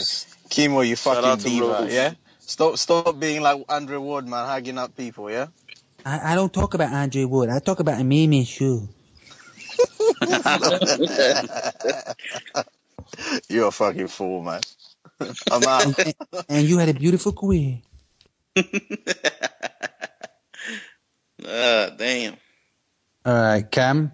I think you missed the whole damn fight. It's a bit late now. Yeah, He's been wanting to hang up for like 45 minutes already. And I know the result now as well. Should have had it on mute. Thanks, Should have had it on mute in the background. Harry, man, thanks for like ruining the fight for me. Oh, I'm sorry, buddy. When you see the uppercut, you understand my reaction. Oh, the beautiful uppercut. Uppercut. Jesus Christ, man. He ruined it for me as well because I was on delay. I didn't give a fuck. You're on delay? God. No. I saw a 5 second. I wonder Should if we go anyone for else another chose hour? that, picked that, except for Nota, though. Cam, now that the fight's over, you want to go for another hour? Hell no, I'm tired as fuck. Shout out to Kid Gallop Come on, in man. the chat. Chat. Hey, Let's go the to weigh-in's until gonna the come weigh. on in like 10 minutes. I know, For man, real, let's do a dog. weigh-in, bro. Hey, no, fuck it, man. Chew, why don't you do another episode of the Big Drama Show? Hell yeah. Okay, Actually, let's wait a end the minute, is the weigh-in coalition coming on and right let's do Big Drama Show. Big drama show. Hey, I'll but try, there's, I will there's a try, big catch. but we'll fuck up though. No, but there's a big catch. We can only go on 2 people at a time because Chew's bandwidth isn't large enough to support all of us at once. You don't respect box. 2 people at a time. Yeah. I'm just excited because I want to see what kind of outfit that Keith Thurman. Right. Yeah. I wonder if he made the upgrade from TJ Maxx to fucking, Ross or something, Oh yeah, isn't TJ Maxx like called something different in the UK? Oh my god, look at that uppercut. Wow. Yeah, you see that, Kimo? That shit was That was nasty, that was dog. a Zap Judah uppercut, man. Well, that's the thing. No, Tete was landing shots like that the entire fucking fight, man. He was slowly breaking them down, and then bang, just. That was a beautiful left uppercut. Yo, it was That's the Hilly thing. Tete's a big guy for that weight class. I mean, he's a fucking 5'8", maybe 5'9", 115 pounder, man. He's a big fucker for that weight class. Cam, can I just say, your guy Bunce is always so fucking butthurt when a British fighter loses, man. Look at him, the fucking sweat's running down his forehead, He's man. like Look at holding that on shit. what, is he? No, because Rolling will twist it and say, "Oh, what a beautiful, sensational upset." I love Holding. Anyway. Wow, Butler running out of the ring as well. Oh, what a bitch. Shout out to the Ronnie- Scousers. First prize Ronnie- now Butler. He took his soul right out of his chin. Ari won't be allowed to step into fucking Liverpool anymore because he just. Why the disses hell all would the I ever go Scousers. there? That's even worse. Now you're making it worse. Wow. They don't have good cards. Shout out to Loudest Pigeons in the Look chat. at Buncey, man. He's fucking upset. Hell Hey, where's yeah. Tete from, man? South Africa. Oh, he wins the money. Is Malabangwe his trainer? Yeah, Molly Bangwe trains Tete and Hecky Butler, man. He's got 2 champions Walter. there. And Walters, man. 10 more minutes for the weigh-in. 9 more minutes. Cam, let's wrap it up, yeah? Yeah, bro. Let's wrap it up. Because I think you're about to kill me if we continue. So, I'm close are we to going it. to do final thoughts or we just fucking end it right now? Let's just fucking end this shit. We're Yeah. skipping Ski Mask anyway for the final thoughts. Stop. Oh, man. Wow. That's not fair, man. No, it's not. Another knockdown.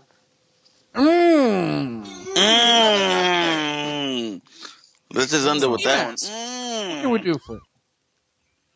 Another knockdown. Another knockdown. Alright, okay. Let's go. It doesn't. You guys have a beautiful show. All right, guys. Don't even. No. Thank you to everyone that listened. Kimo, great to have you back, brother. Yeah, man. It was a chaotic show. I loved it. All right. We'll be back on Monday. Regular time. Peace. Yeah. Shout out. You just listened to the Boxing Coalition. Dude, man, I love boxing. I fucking love boxing. A big shout out to the Boxing Coalition. You're a newbie. No, I ain't new, man. If my fucking next door neighbour became the #1 flyweight in the world, you know what I'd do? I'd fucking walk past the cunt. Derek, how you doing, bro?